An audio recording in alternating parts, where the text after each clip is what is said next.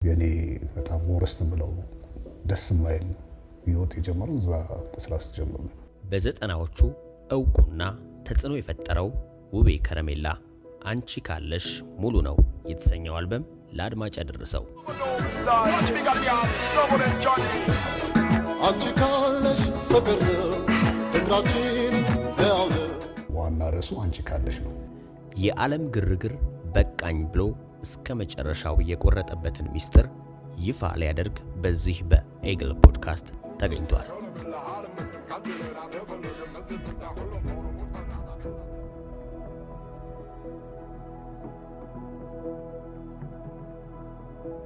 ራሴን መካድ፣ ራሴን መርሳት፣ ራሴን መተው እሱ ብቻ እንዲታይ አልቻልኩም። ብዙ ነገር መጣ ጭንቅላቴ ውስጥ። በቃ አጥፍተህ ጥፋ የሚል በቃ መንፈስ ሆኖ የሆነ ሬሳዎች ወደዚህ ምናምን ሲወዛወዙ ሊትራሊ ይታያል። እየዘፈኑ እንደዚህ ይቀየራል። አዳኝ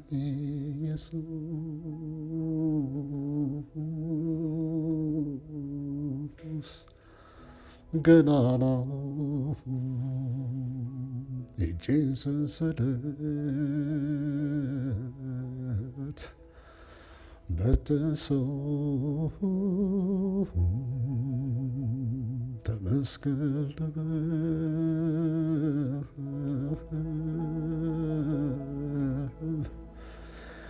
ልቀኝለት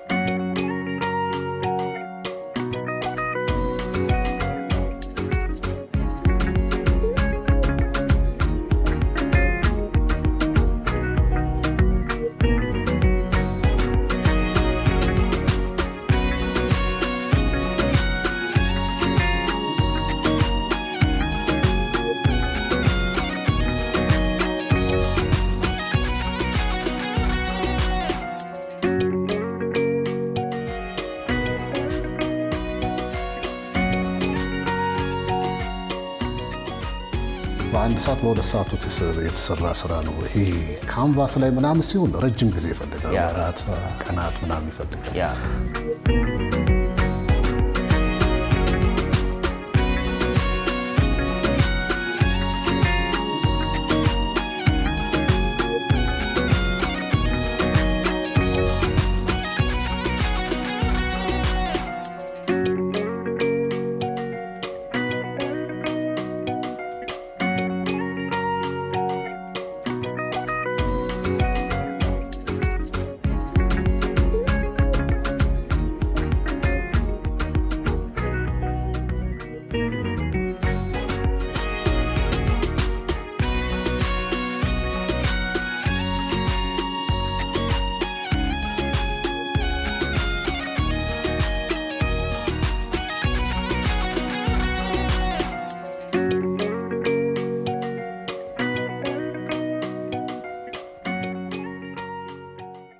በጉጉት ሲጠበቅ የነበረው የዲያስፖራ ሳይት ፕሮጀክታችን በመሃል መገናኛ ከቴምር ፕሮፐርቲ ልዩ የሆነ የ35% ቅናሽ ይዘንላችሁ መጥተናል።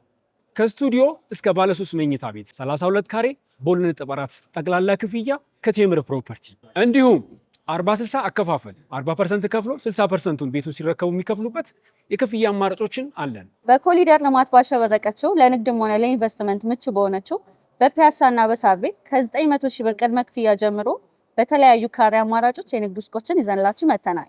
ስለ ታማኝነታችን ከዚህ በፊት ያስረከብናቸው የ9 ሳይት ደንበኞቻችን ምስክሮቻችን ናቸው። ለበለጠ መረጃ ከታች ባለው ስልክ ይደውሉልን። ቴምር ፕሮፐርቲስ የህልሞ ማረፊያ። ጆዬ እንግዳ የሆነ ስለመጣህ በቅድሚያ ቴንኪው ልልህ እወዳለሁ። እኔም አመሰግናለሁ። ያ እስቲ ትውውቅ እናድርግና እንጀምር። ምናልባት አትታወቅም ብዬ አላስብም፣ ግን እንዲሁ ማያውቁ ሰዎች ቢኖሩ ዚስ ጀነሬሽን ቢኖር ትውውቅ እናድርግና እንጀምር። እሺ፣ እኔ በሙያዬ ሰዓሊና በቀድሞ ደግሞ ያው ድምፃዊ፣ አሁን በዝማሬ በራሴ ዝማሬ አገልግሎት ዩቲዩብ ከፍቼ ዋናነት ግን ስራዬ ሰዓሊ ነኝ። ዮሐንስ ታፈሰ እባላለሁ። ጆዬ እስቲ ስለ ልጅነት እንጫወት። ብዙ ጊዜ ስጠይቅ ኢንተርቪው ሳደርግ ከልጅነት ነው የምጀምረው። ኦኬ፣ ጥሩ ነው። ልጅነት ላይ እንዴት ነው? ምን አይነት ቤተሰብ ውስጥ ነው ያደግከው? እንግዲህ ይሄኛውን ጆኒ ዮሐንስን ለማግኘት የመጣበት ቤተሰብ አለ፣ የመጣበት አስተዳደግ አለ። ብቻ ሊሆን ይችላል፣ ከቤተሰብ ጋር ሊሆን ይችላል። አይ ዶንት ኖ። እስቲ ስለ ራስህ አጫውተኝ። ይሄ ልጅነት ላይ ምን አይነት ቤተሰብ ውስጥ ነው ያደግከው? እኔ ልጅነቴ አባቴ ሰዓሊና ወታደር መኮንን ነበረ፣ መቶ አለቃ ታፈሰ ወርቁ። እንደዚሁም ደግሞ ሰዓሊ ነበረ፣ ሐኪም ነበረ፣ የዘመናዊ ሐኪም ማለት ነው። ኦኬ፣ ያው የዛኛው ሲዝን ኦኬ፣ ልጅነቴ ጀማመሩ ከዛ እና አባቴ በልጅነቴ ነው ያለፈው፣ ህይወቱን ያጣው። ልጅ ሆነ? አዎ። ስንት ዓመት ላይ? 2-3 ዓመት። ስለዚህ ግን የእሱ ስዕሎቹ አሉ። ያን በማየት ምን በማለት ነው እድገቴ። ግን እሱ ከሞተ በኋላ ብዙም አልቆየም። በ7 ዓመቴ እንደዚህ የኔ አባት እንዳልኩ ሰሜን ኤርትራ ላይ ነው ያለፈው። ያው ለዚች ያልታደለች ሀገር እንግዲህ ህይወቱን ከፍሏል። በዛ ምክንያት እንግዲህ በወቅቱ የነበረው መንግስት ከእያንዳንዱ ማለት አባቶቻቸውን በጦር ሜዳ ካጡ ቤተሰቦች መካከል አንዳንድ ሰው ወይ 2 ሰው እየመረጠ ያሳድጋል። ወይ ደግሞ በወቅቱ አብዮታዊት ኢትዮጵያ ህፃናት አምባ የሚል በጣም ሰፊ ትልቅ የሆነ አምባ የልጆች ማሳደጊያ ወደ ዝዋይ አካባቢ ከፍቶ እንዳልኩ እንደዚህ አባቶቻቸውን በጦር ግንባር ህይወታቸውን መስዋዕት ለሀገራቸው መስዋዕት ላደረጉ ቤተሰቦች ከዛ ውስጥ አንድ 2 እና ያኔ እኔ ተመረጥኩኝ እና እዛ ነው እድገቴ። እዛ ነው አካባቢ እስከ መጨረስ ከወጣትነቴ ማን ነው እስከ ጉርምስና እስከ 18 እስከ 17 ዓመቴ ድረስ እዛ ነው። አስተዳደጌ በጣም ቆንጆ ነው የሚባል አይነት ነገር ነው። በኢትዮጵያ አብዛኛው ህፃናት ልጆች የማያገኙት አብዛኛው ቤተሰብ ውስጥ የሌለ በጣም የተንደላቀቀ የተመቸ ሁሉም ነገር የተሟላ ነው ማለት ይቻላል። እና እዛ ህፃናት አምባ ውስጥ ሁሉ ኤቭሪሲንግ የተሟላ ነው። አስተዳደጋችን፣ አመጋገባችን የተመጣጠነ ነው። የተለያዩ የእንስሳት እርባታዎች አሉ። በጠቅስል የዶሮ እርባታ አለ። በጣም ሰፋፊ ነው። በነገራችን ላይ ይህ አምባው ከአፍሪካ የመጀመሪያው ነው። በስፋትም በጥራትም በሁሉም ነገር የተሟላ ነው። እና በዚህ አይነት መልኩ ነው አስተዳደገ። ዲቴል ማውራት እንችላለን። እንዲሁም ደግሞ የተለያዩ የሙያ ልጆች ገና በልጅነት ውጭ ሀገር እንደሚደረገው እዛም ደግሞ ገና በልጅነት የልጁን ዝንባሌ በመመልከት ውስጡ ያለውን ታለንት የሚያወጣበት የተለያዩ ከትምህርቱ በተጨማሪ የተለያዩ የክበባት ነበሩ። ለምሳሌ የስዕል ክበባት ልትል ትችላለህ። የተሟላ ነው። የተሟላ ቀለም ያለው የተሟሉ ቀለሞች ኦይል ከለር ሊሆን ይችላል፣ ዋተር ከለር ሊሆን ይችላል፣ የተለያዩ ይሄ ምንድን ነው ፓስተል እርሳስ ከለሮች ሊሆን ይችላል። በጣም የተሟላ ነው። በሙዚቃውም ዘርፍ እንደዛ ነው። እያንዳንዱ መንደር 5ቱ ብያለሁ። እያንዳንዱ መንደር የተሟላ ባንድ አለ። አስተማሪዎች አሉ ከያሬድ ሙዚቃ ትምህርት ቤት የተመደቡ። ስዕሉም እንደዛው። ከዛ ውጪ የጋራዥ ቴክኒክ ምናምን ደግሞ ችሎታ ካለ እዛ ሄደህ ትማራለህ። እሱም ዲፓርትመንት ውድወርክ የራሱ የተሟላ እኮ ነው። ይሄ መሰንጠቂያ ምናምን አሁን የምታያቸው ዘመናዊ ምናምን የመጡ ዘመናት ያኔ ነበሩ እኛ ጋር። እና እንዲህ ነው እንደው በወፍ በርበር በዛ ነው በዛ ውስጥ ነው አስተዳደጌ ያለፈው። ስለዚህ ያ ምንድነው አሁን ከፍ ስል ላለው ማንነቴ ጥሩ መሰረት ሆኖኛል። እንግዲህ ይሄ የልጅነት ሲዝን አልቆ ጨርሰ ይሄ ወደ ወጣትነት ስትመጣ ሁሉን ነገር ደግሞ ይሄ በአንተ አንደርስታንዲንግ በውሳኔዎች ወደምታደርግበት ደረጃ ስትመጣ ይሄ አዳዲስ ወደሆነ ነገር ትገባለህ። ለምሳሌ ወደ ዘፈኑ ዓለም የገባህበት ስዕልን በደንብ የተቀላቀልክበት የትኛው ሲዝን ነው? እንግዲህ ከአምባው ከወጣ በኋላ ብዙ ነገሮች መለወጥ ጀመሩ። ማለት እንግዲህ እዛ ያለን አስተዳደግና ወደዚህ ደግሞ ወደ ሰፊው ማህበረሰብ ስትቀላቀል ሌላ ነው። ሌላ ኢንቫይሮንመንት፣ ሌላ አስተሳሰብ። እዛ በነፃነት ነው ያደግነው። በምንም ነገር በቃ ፊት ለፊት ያመንክበትን የመናገር ልክ የነጮቹ ማለት ነው። እንደዛ ነው በቃ በለውና ምንም ስራን ትሰራለህ። ሰው እና ደግሞ ያመንክበትን መናገር ችግር የለውም፣ ኖርማል ነው። ግልጽ መሆን እንደዚህ የተባሉት ነገሮች በብዙ የአምባ ልጆች ላይ የምታየው ነው። ግን ከወደዚያ ዓለም ደግሞ ወደዚህኛው ማህበረሰብ ስትመጣ ደግሞ እኔ እዛ ከጨረስኩ በኋላ አርት ስኩል ጆይን አደረግኩኝ። አርት ስኩል ጆይን ሳደርግ ከአንዳንድ ነው ያለፍኩት። እዛ ይህ የነበረው መሰረት በደንብ ተሰርቷል። 1985 ዓመተ ምህረት ነው አይ ቲንክ። ያኔ እንደውም ስንት ሰው ከ500 በላይ ነው ተፈታኙ እዚህ አርት ስኩል ለመግባት በላይ አንዳንዴ 7 ይደርሳል። ከዛ ውስጥ የሚያልፈው 20 ሰው ነው። እኔ ያኔ እንደውም በደረጃ ነው ያለፍኩት። ከ1 እስከ 3 ባሉት ስሜ በቅድሚያ ተጽፎ ነው ያለፍኩት እና ይገርማል። የተሰጠን እዛ እንግዲህ ስልጠና ከልጅነት የገባ ነገር አለ። ግራውንድ ላይ በደንብ ተሰርቶብናል ማለት ነው። እና እንደዛ ሆኖ አርት ስኩልን ተቀላቀልኩ። እንግዲህ ቀጠልኩ አርት ስኩል። የዘፈኑም ነገር ደግሞ አለ እንግዲህ ዘፈኑ በዛው መልኩ ነው፣ እዛው አምባው ነው የተጀመረው። ለማስታወስ ያህል አምባው ያለው ሃይ ስኩል የነ ጌታቸው ካሳ የሚባል ዘፋኝ ትዝታ የሚለውን ነው መጫወት የጀመርኩት እኔ ስጀምር በዘፈኑ ዓለም እና ያዛ አምባ ያለው ማለት ነው። እና መምህራኖቼ ተገርመው አይተው በድምጽ ተደነቁና ይሄማ ከኛም ጋር መስራት አለበት ተባልኩ። እና የመምህራን ባንድ አለ ደግሞ ከኛ ከታዳጊዎች ውጪ የመምህራን ትልልቅ አስተማሪዎቻችን የሚጫወቱበት ማለት ነው። ይሄ ከኛ ጋር መስራት አለበት ተባልኩ ድምጼን ሰምቶ። እና የጌታቸው ካሳን አስታውሳለሁ ትዝታን እሱን እዛ ተጫወትኩና በጣም ሰው ተገረመ። እቺ ልጅ ተስፋ አላት ምናምን ተባልኩ። እና ወደዚህኛው ልምጣልህ። አሁን እዛ አርት ስኩል ጆይን አደረግኩ፣ ቀጠልኩ። ትምህርቴም ጥሩ ነበረ። መሀል ላይ ይሄ ዘፈኑ እንግዲህ አይለቅህም። በወቅቱ የነበረው አማራጭ ናይት ክለብ መስራት ነው። 3ኛ ዓመት ልገባ አካባቢ ናይት ክለብ መስራት ጀመርኩ። 4 ዓመት ነው ትምህርቱ የሚሰጠው። ኦልሞስት ወደ 87 አካባቢ መሰለኝ በእኛ እና እዛ ያለው በቃ ዘፈን ናይት ክለብ መስራት ጀመርኩ። ብር ተለመደ፣ ገንዘብ ተለመደ፣ ሌላ ህይወት ተለመደ ማለት ነው። ናይት ክለብ ይሰራል፣ ገንዘብ ይገኛል። እንደገና ደግሞ መምህራኖች ይመክሩኝ ነበር። አርት ስኩል በጣም ጥሩ መምህር፣ በተለይ በነገራችን ላይ የአርት ስኩልን መምህራኖች በጣም የሚገርሙ ናቸው። በአስተሳሰብ በምንም ነፃ ናቸው። እኔ ሰዓሊ ሲባል ለምን እንደሆነ አላውቅም፣ ትንሽ መንፈሳዊነት የሚታይበት አለ።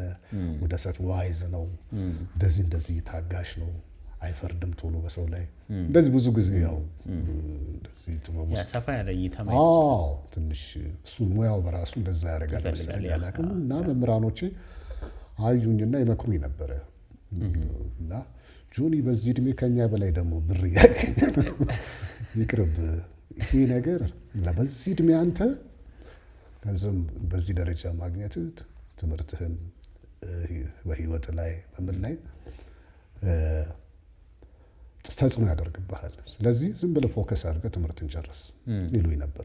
ግድ የለም ይደርሳል፣ የዘፈኑ የሙዚቃው ዓለም እሱም ይደርሳል በጊዜው። አሁን ግን በእጅ ላይ ባለው ነገር በፎከስ አድርግ ይሉኝ በጣም ይመክሩኝ ነበር። እኔ ልክ እንደሆነ ይገባኛል። ነገር ግን ያው ልጅነት ነው፣ በጣም ፋየር ኤጅ ነው ያኔ። ይገርምሃል እዛ በናይት ክለብ ውስጥ በወቅቱ በሀገራችን በጣም በቁጥር 1 ደረጃ ስማቸው የሚጠራ ባለሀብቶችን ማግኘት ጀመርኩ። ጥቀስ ካልከኝ ሼክ መሐመድ አላሙዲንን በቅድሚያ ካገኟቸው ሰዎች መካከል አንዱን የነበርኩኝ። መቼ መሰለ ጁዲ ክላሲካል የሚባል ወደ ቦሌ አካባቢ አነስ ያለች ቤት አለች። እዛ ጁዲ ትባላለች ባለቤቷም።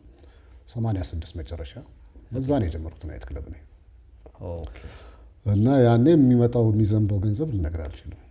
የኒያላ ሞተርስ ስራ አስኪያጅ ሆልድ ምንድን ነው የሚባለው ሼር ሆልደር እንደዛ ናቸው። እና እሳቸው ይመጡ በጣም ይወዱኝ ነበር። በቃ እዛ የሚመጡ ሰዎች እንደዚህ በጣም ቆየት ያሉ ዘፈኖችን ነበር የምሰራው፣ ለስላሳ ሙዚቃዎች እና እንደዚህ በተለይ አንድ ስራ አለ አልበቃኝም ገና የሚል የጌታቸው ካሳ ዘፈን እሱን ምን ይሉታል ያን የኢትዮጵያ ሕዝብ መዝሙር እስኪ ዘፈንልኝ በመጡ ቁጥር ከተመለመዱና ሰው ደግሞ ይወደዋል እሱ ዜማ ያውቁታል። በዓለም ያሉት የሚታወቅ ስራ ነው፣ በተለይ ቆየት ያለ ስራ ነው።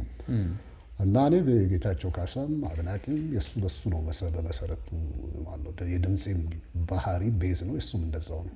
ስለሚሄድ እዛ ቤት ብዙ ሰው አገኘው። በዛ ነው አጀማመሪ ናይት ክለብ።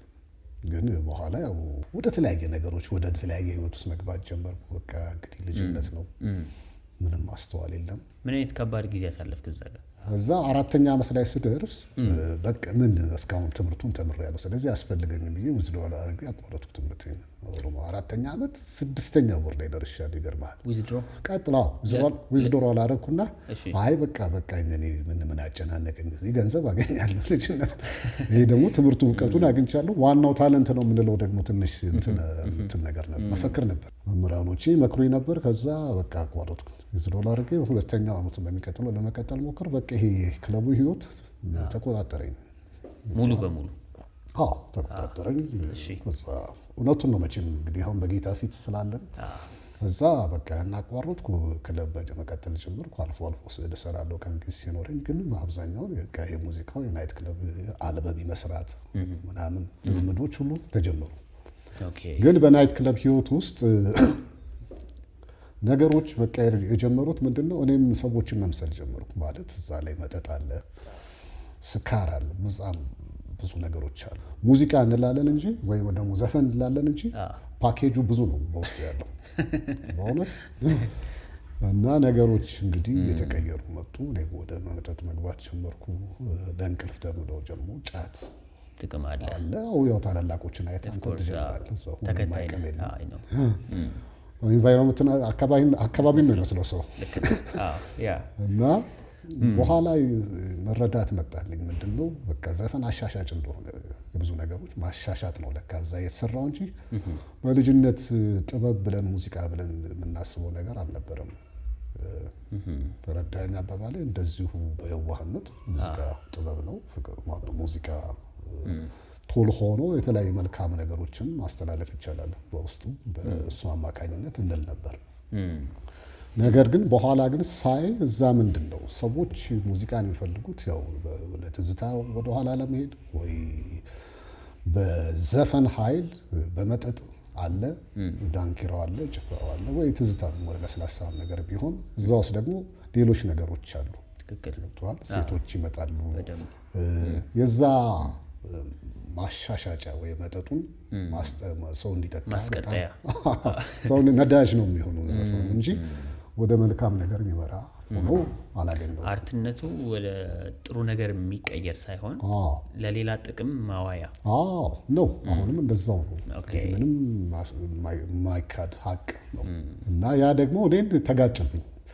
ስለዚህ ራሴን ወደ መጠጥ መግደት ጀመርኩኝ። ለመመሳሰል ተብሎ ማለት ነው። አካባቢውን ለመምሰል ብለን ነው የጀመርነው። እንደኛ ጫቱንም ሌሊቱን እንቅልፍን ለማሸነፍ ከዛ ደግሞ ተቀሞ እንደገና ደግሞ መጠጥ ሰዎችን ለመምሰል ኢንቫይሮንመንቱን ለመምሰል በብለህ ትገባለህ። ግን በቃ ማንነትን ራስን እያጣ ትሄዳለህ ማለት ነው። ግን በመሀል ግን አልበሞች ደግሞ ሴንትራል ሙዚቃ ቤት የሚባል ነበረ። አሁን በህይወት የለም። አቶ መኮንን ይባላል። እዛ ሚኪ የሚባል ልጅ ሚኪ እዛ ሚክስ ይሰራል ማለት ሳውንድ ኢንጂነር ነው። እና ሚኪ አሁንም ወዳጄ ነው። በጣም መልካም ልጅ ነው። እዛ በእሱ አማካኝነት አንድ አልበም ጀመርኩኝ። መቼ መሰለ 88 ያኔ አልበም ጀመርኩ። ያን አልበም ሴንትራል ሙዚቃ ቤት በጣም አሪፍ አልበም ነበር። ይገርምሃል። እና እኔ መድረክ ላይ የኤፍሬምን ነው የምጫወተው፣ የጌታቸው ካሳን ነው የምጫወተው፣ የአለሚያው እሸቴ አጠቃላይ ቤዝ ወፈር ያሉ ድምጾች ከለር ያላቸውን ካሳ ተሰማንም እጫወታለሁ። ሚኒሊክ ወስላቸውን በራሴ ድምጽ እጫወታለሁ። ቤዛ አድርጌ በጣም ሰው ይወደው ነበር ድምጼን። እና ያዛ ስቱዲዮ ሂጄ አንድ ሙዚቃ ስገባላቸው ደነገጡ። በቃ እዛው አዎ ተሻሙ በወጡ የነበሩ ሙዚቃ ቤቶች አሉ።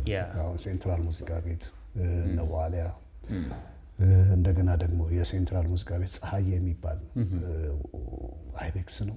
እሱ ደግሞ ገብቶ ደነገጡ። በቃ ተሻሙብኝ ስለ በቃ የዚህ ልጅ እኛ ጋር ነው የሚሰራው ምናምን ከተቻለ ገንዘብ ያኔ አልበም የሚከፈለው 6,000 7,000 ብር ብዙ ነው በዛ ሲዝን። ኦኬ 88 ሴንትራል ሙዚቃ ቤት 6,000 ብር ልክፈል ልጅ ግድ የለህም እዛም ማለት ምንም አይጠቅምም አብላኔ ልጄ ነበር የሚለኝ ይወደኝ ነበርና በቃ እዛ በ6,000 ብር ተስማማን እና አንድ ሙዚቃ አልበም ጀመርኩ እና ተጀመረ ሄደ በቃ እየተገረመው ሄደ በቃ እና ቀብድ 3,000 ብር ነበር የሰጠኝ። እዛ የሆነ ነገር ላይ መሀል ላይ ስታክ ማድረግ ጀመረ ዘፈኑ ማነው አልበሙ አልቋል እኮ ግን አይወጣም። የሆነ ውጊያ እንደሆነ በኋላ ነው የምረዳው። እና ይሄዳል ወደ በቃ ይሄ ልጅ አውጣለት ምናምን ይለዋል ሰዎቹ አላለቀም እንዴ ምናምን እዛ ለሚሰሩ አዛ ሰለቸኝ። እኔ ክለብም ሰራ ነበር ያኔ እንትን ነበር የምሰራው ባርታዴ የሚባል ወደ ባምቢስ አካባቢ አሁን ህንፃ ተሰርቶበት ይሆን አላውቅም። እዛ ደግሞ ከፍ ካሉ ሙዚቀኞች ጋርም ነበር እዛ የምሰራው። ምናልባት በዛ ዓለም ነው ሙዚቃ ዓለም በጣም ስም ያለው ለምሳሌ መራዊ ዮሐንስ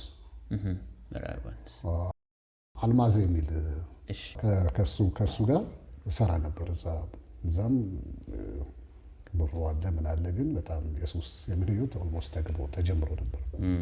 በቃ ካልተቃመ መጀመሪያ ሰውዬው ይመጣል ምሳ ጉዞ ይባላል። ምሳ ያ ችግር የለውም ይጋብዛል ይከፍላል የሚያሰራ ወይ ሙዚቃ ቤቱ ወይ ፕሮዲሰሩ ማለት ነው ያኔ እዛ ጫት በቃ ይገዛል እና ጫት በጣም ነበር በጣም ያኔ ደግሞ ርካሽ ነው ይሄ በለጭ የሚሉት አለ እና እንደ እንትኑ ነው በቃ የሙያው አካል ሆኖ ነው በቃ የሚታሰበው። ገርማል የትኛውም አርቲስት ሲባል ይቅማል ያጨሳል ይጠጣል ምናምን ኖርማል ነው በቃ አይደለም በእንትኑ ኮሎ እንትኑ ቢመጣ ይመጣል ግን የእንትኑ መንፈስ ይወርዳል። ደምህን ከመጣም ያው ደምህን መጥቶ ወስዷል። ምናልባት መስዋዕት ሊሆን ይችላል አይመስልም?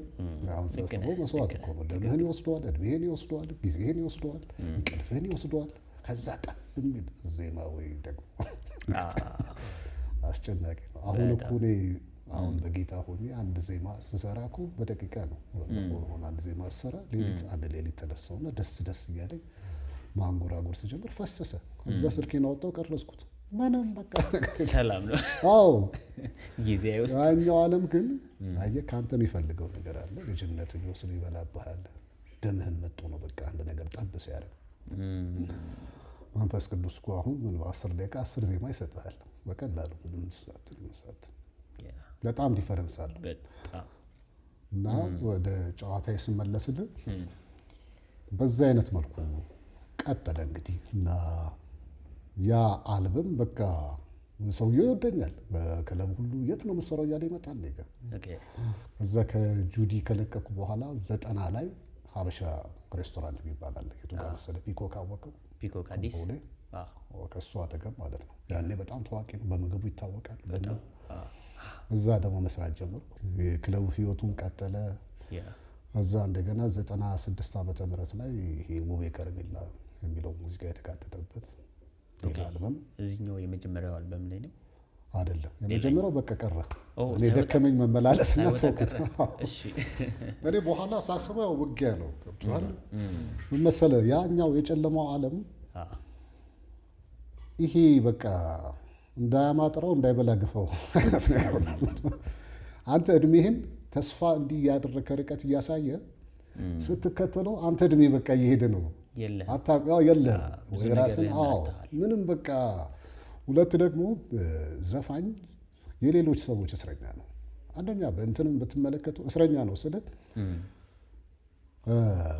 የቲፎዞ እስረኛ ነው። ቲፎዞ ከሌለው የፈለገ ወርቅ ድምፅ ቢኖረው ምንም የለም። ዓለም ምንም አታጨበጭብ። የምታጨበጭብለት ራሷ የሆኑ ቲፎዞች አላት ዓለም የነሱ ጋር አባል ወይ ደግሞ የነሱ ጥገኛ ወይ ደግሞ የነሱ እንትን ሲሆን ነው የነሱ ሞገስ ሲያገኝ ነው ብለው ያ ከሌለ የፈለገ ሙያ ቢኖርህ የፈለገ ድምፅ ቢኖርህ በቃ መድከም ነው እድሜህን ነው የምትለው። አንተ በቅንነት ትሄዳለህ ምን ትላለህ እና አንድ ላይ የጫት ማህበራቸው ማህበረተኛ መሆን አለብህ። የነሱ አብረህ መጠጣት አለብህ። አብረህ ጊዜን ማሳለፍ አለብህ። ይህ ነፃ የሆነ አስተሳሰብ ያልኩ የልጅነት እኛ ጋር የነበረው እንግዲህ እዚህ ጋር ግጭት ጀመረ። ሰዎች የፈለገ ወርቅ ድምፅ ቢኖር ጭራሽ አንድ የሆኑ ይነሱብሃል።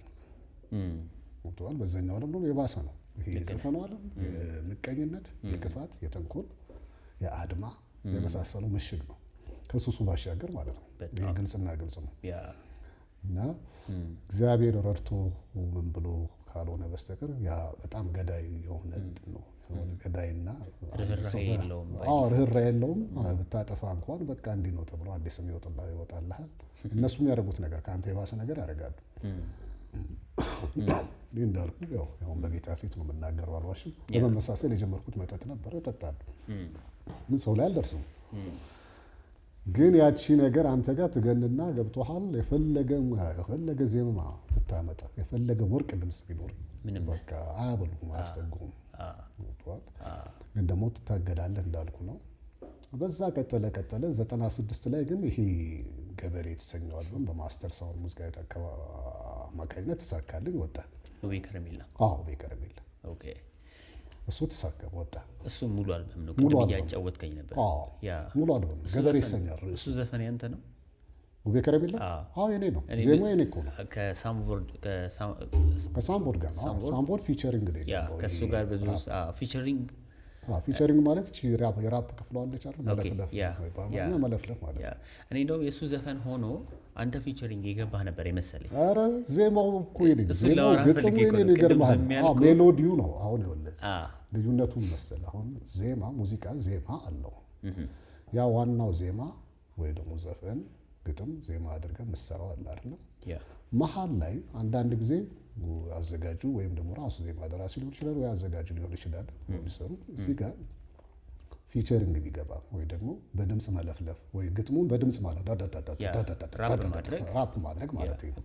እሱ ምንድነው ተጨማሪ ግብአት ነው የሚሆነው ለዋናው ሙዚቃ ወይ ደግሞ ለዋናው ዜማ እንጂ ዋናው ዜማው አዝያሚውም ዘፋኙም የዜማውም ደራሲ እኔ ነኝ። ኦኬ ሶ ሙሉ አልበም ላይ ነው ይሄኛው ውቤ የተካተተው 12 ስራዎች ነው ያሉት እዛ ላይ። አንዱ ውቤ ከረሜላ ወይም ዋና ርዕሱ አንቺ ካለሽ ነው። አንቺ ካለሽ ውቤ ከረሜላ በተለይ አንቺ ካለሽ በደንብ ይታወቃል። በሱ በደንብ ይታወቃል። እና ያኔ እንዴት መሰለ የሆነው አሁንም እንግዲህ አዘጋጁ ሙሉጌታ አባተ ነበር። ታዋቂ አቀናባሪ ነው። ከ500 በላይ አልበሞች የሰራ ብዙ ስራዎች የሰራ ነው። ከእሱ ጋር ነው ይህን ስራ ያዘጋጀው የሰራ ነው ይህን አልበም እና በማስተር ሳውንድ ሙዚቃ ቤት ወይዘሮ ጽጌ ትባላለች ባለቤቷ፣ አሁንም በሕይወት አለች።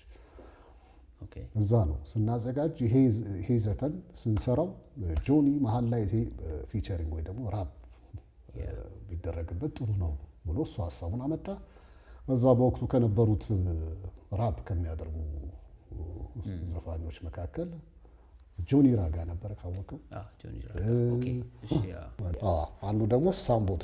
ከሁለቱም ሞር ሳምቦት ድምፅ ከኔ የሜጀር ስኪል ጋር መግባት ይችላል በሚል አዘጋጁ ሞር ኤክስፒሪየንስ አለው እሱ ይሻላል ተባለ። መጣ፣ ሀሳቡን ነገሩን፣ የግጥሙን ሀሳብ የዜማውን ሀሳብ አሰማ ነው።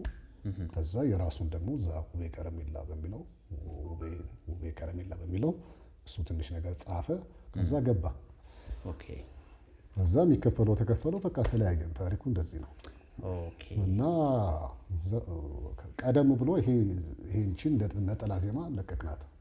ያኔ ሰይፉ ፋንታውን እንትን ላይ ይሰራ ነበር። ምንድነው ሬዲዮ ላይ ኤፍኤም 97.1 ለሱ አዘጋጁ ሰጠው፣ ለቀቀ። ወዲያው መወደድ ጀመረ። እሱ በጣም ይደመጥ ጀመረ። አንድ አመት ቴሌቪዥን ላይ ከመቀረጹ በፊት አንድ አመት በኤፍኤም 97.1 ላይ ተለቋል። ሰው ማን ነው ይሄ ሰውዬ ምናምን ይል ነበር። ከዛ ከአመት በኋላ እንግዲህ ቴሌቪዥን ቀረጻ ተባለ። ከዛ እሱም ፕሮሰስ ሂደቱን ጀመርን።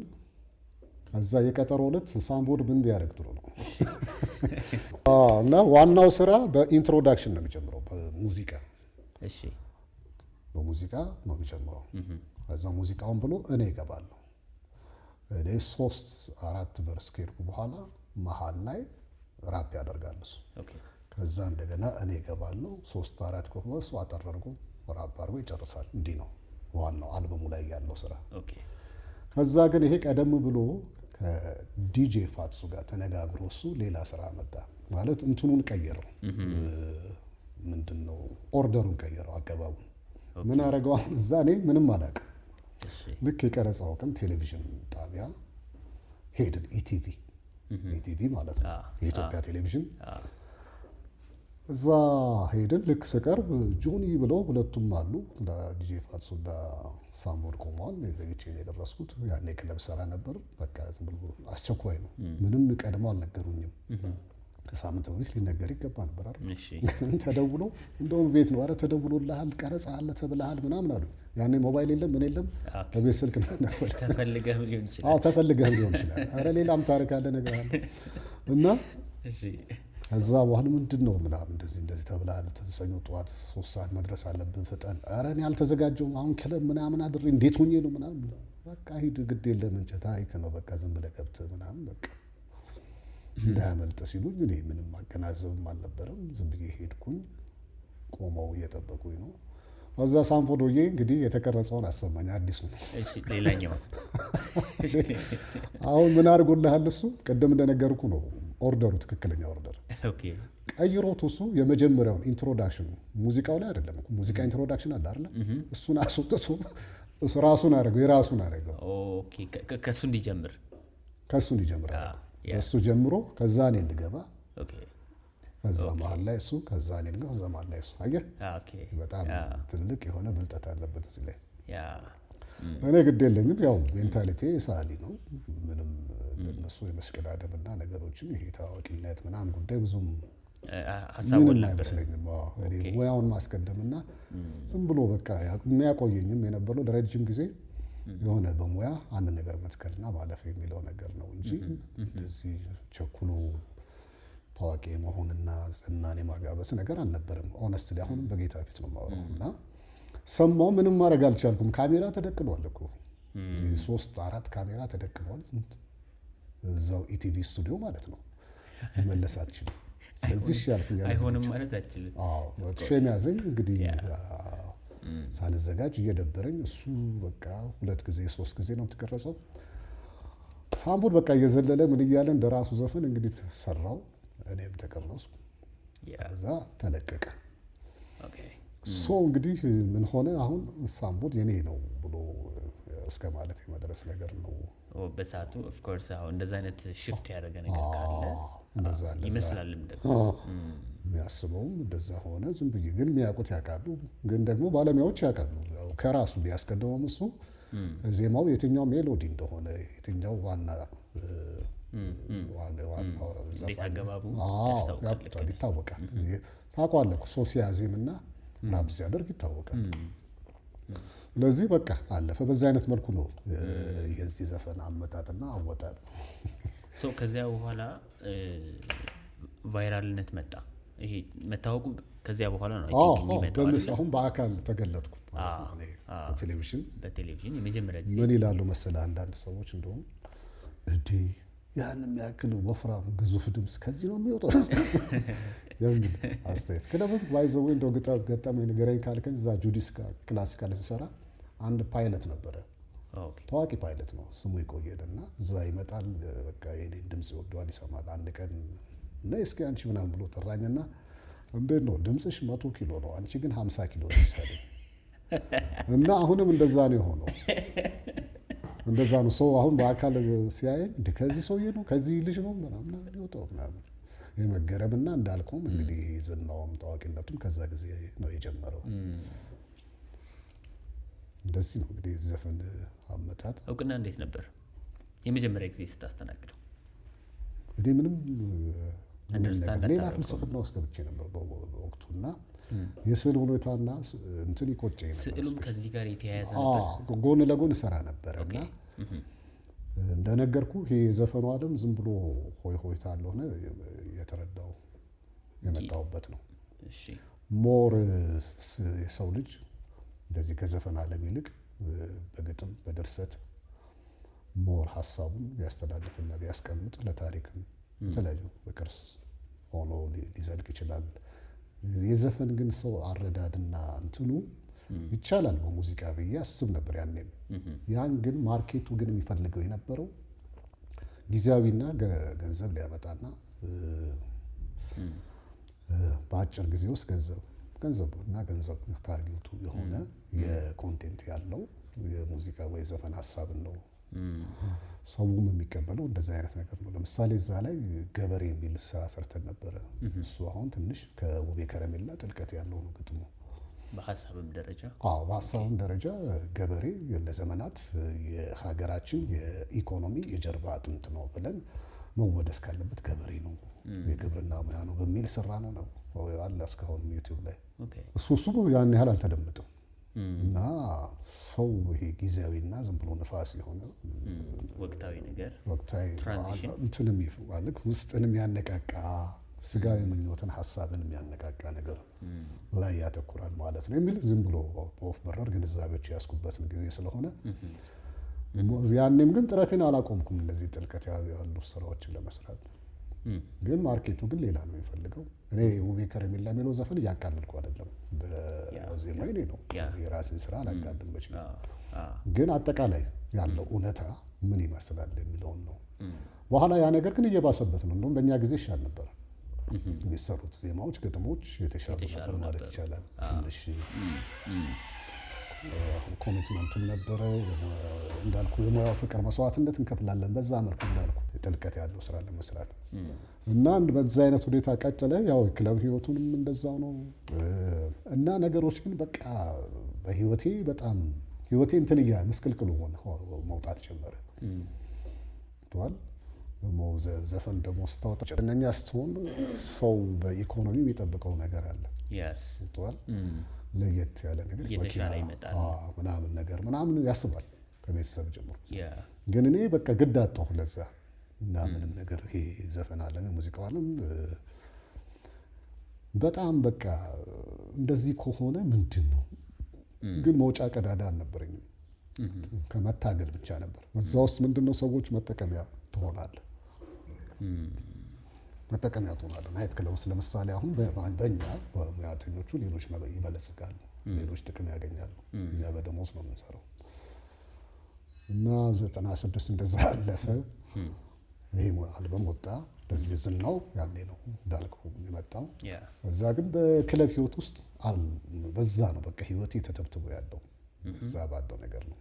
ደስተኛ አይደለሁም ግን እሰራለሁ። ደግሞ እንግዲህ ሌላ አማራጭ የለም ያን የምታወጣበት ምናምን። እዛ እያለሁ ከዛ ልጨርስ አካባቢ አንድ ሐዋሳ ናይት ክለብ የከፈተ ግለሰብ መጣ። ሰዎች እዚህ ደላሎች ነበሩ፣ እሱ አገናኙ። እዚህ አንዳንድ ዘፋኞችን እየወሰደ ያሰራል። እዛ ሄድኩኝ እና አየሁት። መቼ መሰለህ 93 94 እንግዲህ ወደዚህ ያደረግን ነው የሚጫወተው እና እዛ ቤቱን አየሁት። እንግዲህ በጣም የኔ በጣም ወረስት ብለው ደስ የማይል ህይወት የጀመረው እዛ መስራት ጀመሩ። ከመንፈሱ ከባድ ነበር። እኔ እንደዚህ አሁን ባለኝ ግንዛቤ መለስ ብዬ ሳስበው ለመንፈስ አሰራር እንደሆነ ነው የምረዳው። እና እድል ይወሰዳል እንደሚወሰድ አሁን ያወቁት እንዳልኩ ያኔ አሁን ቅድም ምንድን ነው ሰዎች በእኛ ይጠቀማሉ ስልህ እኛ ማናውቀው ሌላ አሰራር እነሱም ያውቁታል። እና ይህ ግለሰብ አሁን ቤተክርስቲያን ነበረ፣ ቤተክርስቲያን አገልጋይ ነበረ። በኋላ ሳቅና እና እዛ በብዛት የጀመሩ ጎበዝ የሚባሉት በህይወት የሉ እና ፔሌ የሚባል ልጅ አስታውሳለሁ። ታላቄ ነው በእርግጥ እኔ ጦር ሰራዊት ውስጥም ሰርቷል። ያን የሚገርም የጥላሁን ገሰሰ የሚጫወት ልጅ ነው። እሱ የለም በህይወት ነጸረ የሚባል ልጅ ጎበዝ ድምጽ ያለው ልጅ እዛ ይሰራ ነበር። ያለም በህይወት ሻሻው የሚባል አሁን በቅርብ ያረፈ እዛ ይሰራ ነበር ለረጅም ያገለገለ። ህይወታቸውን ስታይ ሚዜረብል ነው ማለት በጣም በምን አይነት ምን እንደሚያደነዝዘን አላውቅም። አንነቃም። ሰው ሁሉ ይገረማል። ጎበዝ ድምጽ ያለ ምንድን ነው እንደዚህ የሚሆኑት ይላል።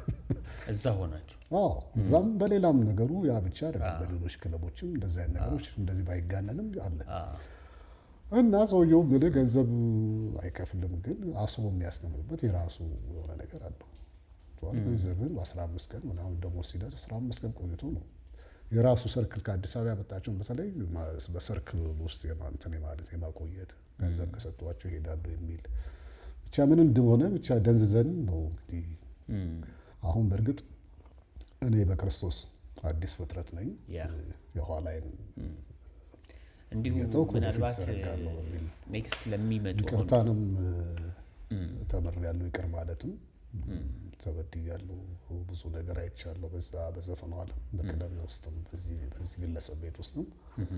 አሁን ማነሳው ጉዳዩን እንደው እንዳልከው አሁንም እንድትለው እንደሞከርከው እንደው ሌሎች እንዲማሩበት ከህይወቴ ነው እንጂ ሰውየውን ለመክሰስ ማንንም ግለሰብ ወደ ክስ ለማቅረብ አይደለም። ምክንያቱም እኔም እግዚአብሔር አምላክ ኢየሱስ ክርስቶስ በይቅርታና በደሙ አጥቦኝ አሁን አዲስ ሰው የቆምኩ ሰው ነኝ።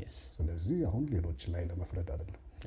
ግን ታሪካችንን ስናወራ መቼም አንዳንድ የምንጠቅሳቸው ነገሮች አሉ። ሰዎች የተለያየ አቅምና ችሎታ ሲኖራቸው ወይ ደግሞ በውስጣቸው እግዚአብሔር አንድ ነገር ሲያስቀምጥ ያኛው የጨለመው ዓለም ደግሞ ኮራፕት አድርጎ ለራሱ ዓላማ ነው የሚጠቀመው እና ሰዎቹን እንደ ቱል መጠቀሚያ ነው እንጂ ህይወታቸውን እንዲያሻሽሉ አይፈልግም። ህይወታቸውን ይጋርደዋል። አስተሳሰባቸው ይጋረዳል። ማንነታቸውን ይዘነጋሉ። የዛን ጊዜ ነገሮችን እንትኔ ማለት ሁሉም ነገር ከንቱ ነው ይላሉ። ግን በእነሱ ደግሞ የሚጠቀሙ ሰዎች አሉ።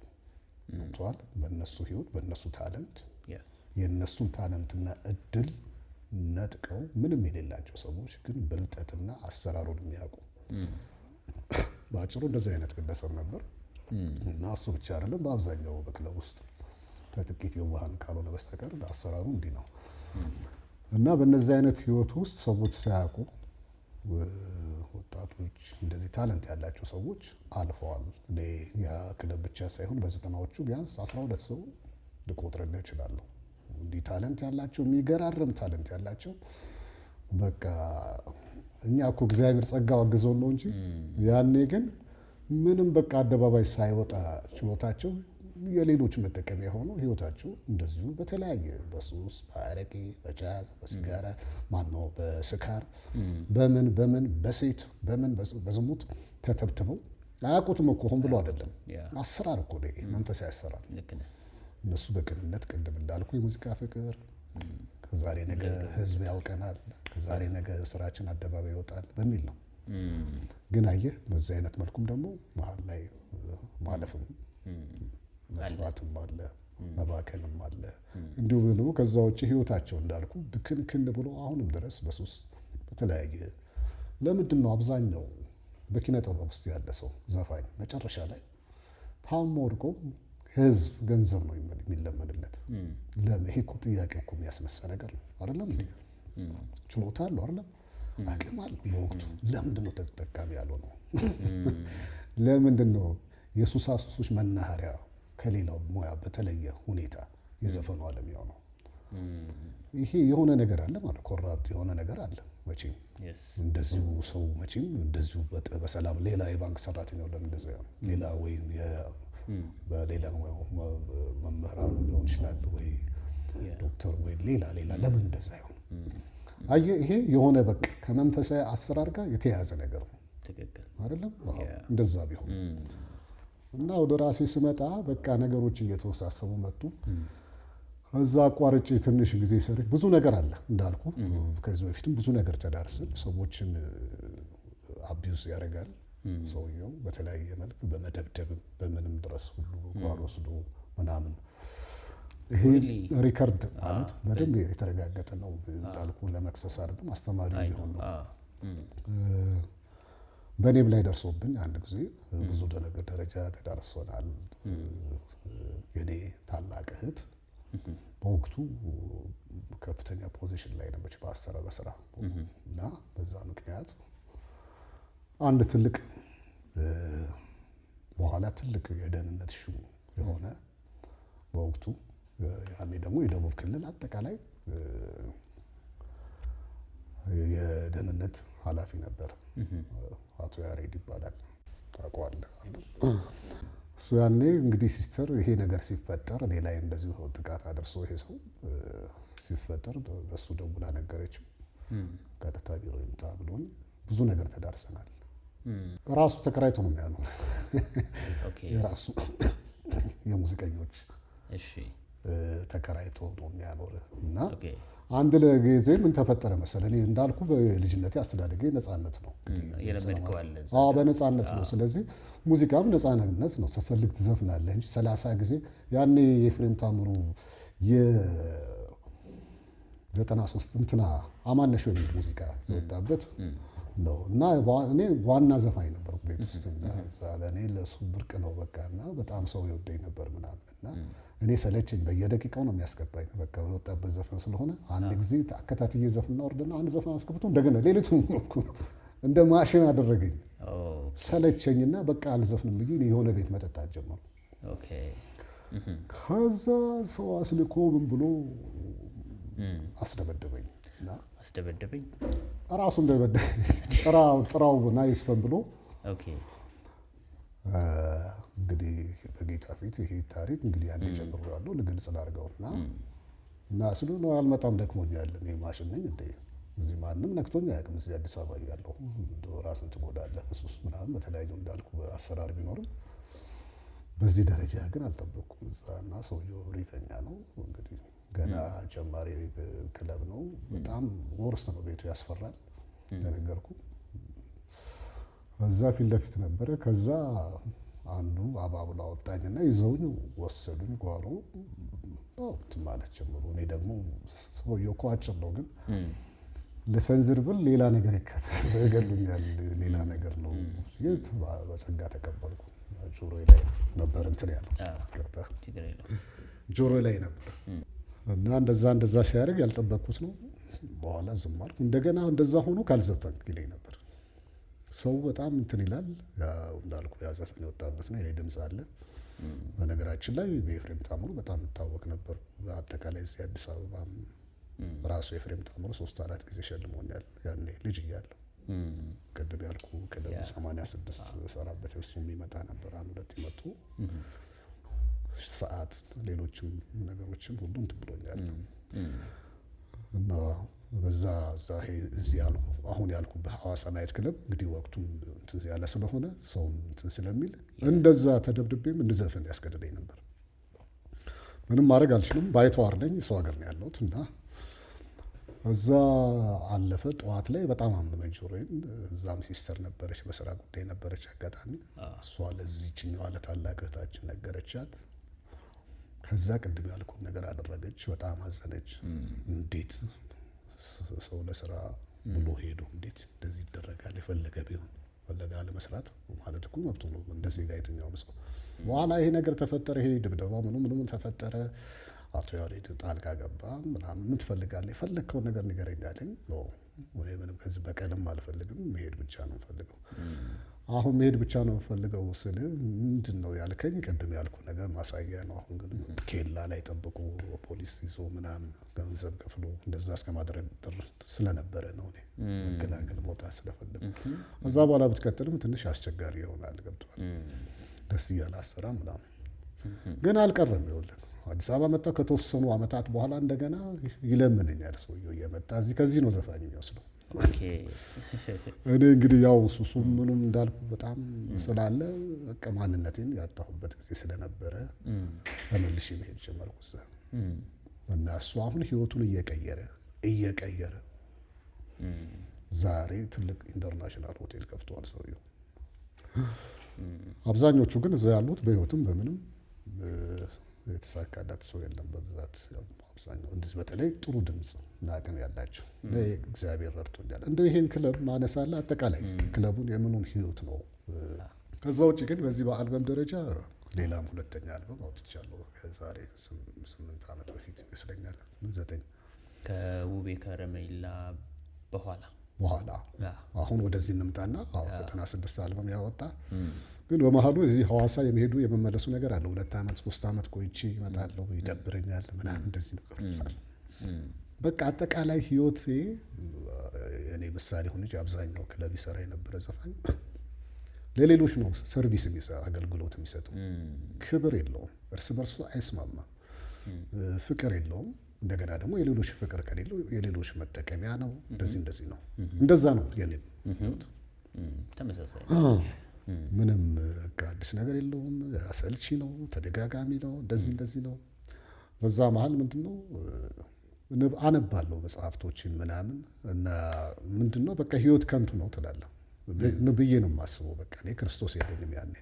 እርግጥ ቤተሰቤ ኦርቶዶክሶች ናቸው።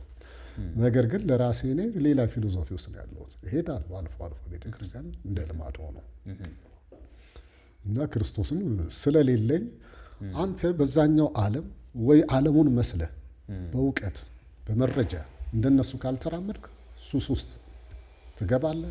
ወይ ደግሞ በሱስ በቃ ያኔ ከንቱ ነው ትላለህ። ከንቱ ነው ካልክ መሸሸጊያ የለህም እዚህ ጋር ክርስቶስ መደበቂያ። እነሱ አላቸው በእውቀት ነው የሚራመዱት፣ በማወቅ ነው በቃ ማለት አስበው አቅደው ነው የሚሄዱት። አንተ ዝም ብለህ በደመ ነፍስ በቃ ህይወት ነው። አዎ ሞት ነው መጨረሻው የታወቀ። ልክ ነህ እኮ ግን ክርስቶስ የሌለበት ባዶ የሆነ ጨለማ ነው። በቃ አዎ እንደዚህ አይነት ፍልስፍና አለ። ህይወት ከንቱ ነው የሚል መጨረሻው ሞት ነው። ስለዚህ ምን አጨናነቀኝ ዝም ብዬ እኖራለሁ፣ እዛ አልፋለሁ። እንደዚህ አይነት ሰው የሌሎች መጠቀሚያ ነው የሚሆነው። በቃ ሌሎች በእውቀት በአሰራር በጥናት በታቀደ ሁኔታ በቃ ምድር ላይ እስካለን ድረስ እንደዚህ ሆነን እንኖራለን ብለው በሌሎች ሰዎች የሚጠቀሙ ሰዎች አሉ። በሙዚቃውም በሌላም ሙያ እና አሁን ነው እንግዲህ አይናችን እኛ ትንሽ ተከፍቶ ነገሮች መንፈሳዊ እያንዳንዱ ነገር የመንፈስ ዓለም ግልባጭ ነው የዛኛው ዓለም ትክክል። እና በዚህ አይነት መልኩ ቀጥለ እንግዲህ እንዳልኩ አሁን እኔ ወደዚህ ፍልስፍና ገባው ማለት ለዝናው መጓጓት ሳይሆን ሙዚቃንም ከሰራው ሙዚቃን በትክክል ሙያዬን ማስቀመጥ ወይ ደግሞ ዘመን ተሻጋሪ ሆኖ በሙያ ወይ ደግሞ በዛ የምትጠራበት መንገድ ያንን መስራት በትጋት መፈለግ ነው። ያም ግን አልሆነም። እንዳልኩ 90 አይደለም አሁን 2000 ካለፈ በኋላ 2005 ዓመተ ምህረት እዛው አሳያለሁ ሳምበዲ ተገናኘው። እሱ አክቹዋሊ የሰፈሪ ልጅ ነው ግን ኤንጂኦ ነው የሚሰራው። ዛሬ እዛን ጊዜ ብዙ ስራዎች ሰብስቤ ነበር። በዜማም በግጥም ብዙ ስራዎች አሉኝ እሰራለሁ። በቃ ምንም እኔ እሰራለሁ። ያው እንትን ብዙ እንዳልኩ ብዙ ነገር ወስዶብህ ቢሆንም ዜማዎች፣ ግጥሞች በካሴት እያዘረኩ አስቀምጣለሁ እና ያን ሰምቶ ለምን አንሰራ ምናምን አለ። እሱ እኔ በገንዘቤ አንተ በሙያ ባለህ በዜማና በግጥም በድምጽ እና እዚህ አዲስ አበባ 2005 ዓመተ ምህረት ይመስለኛል መጣው።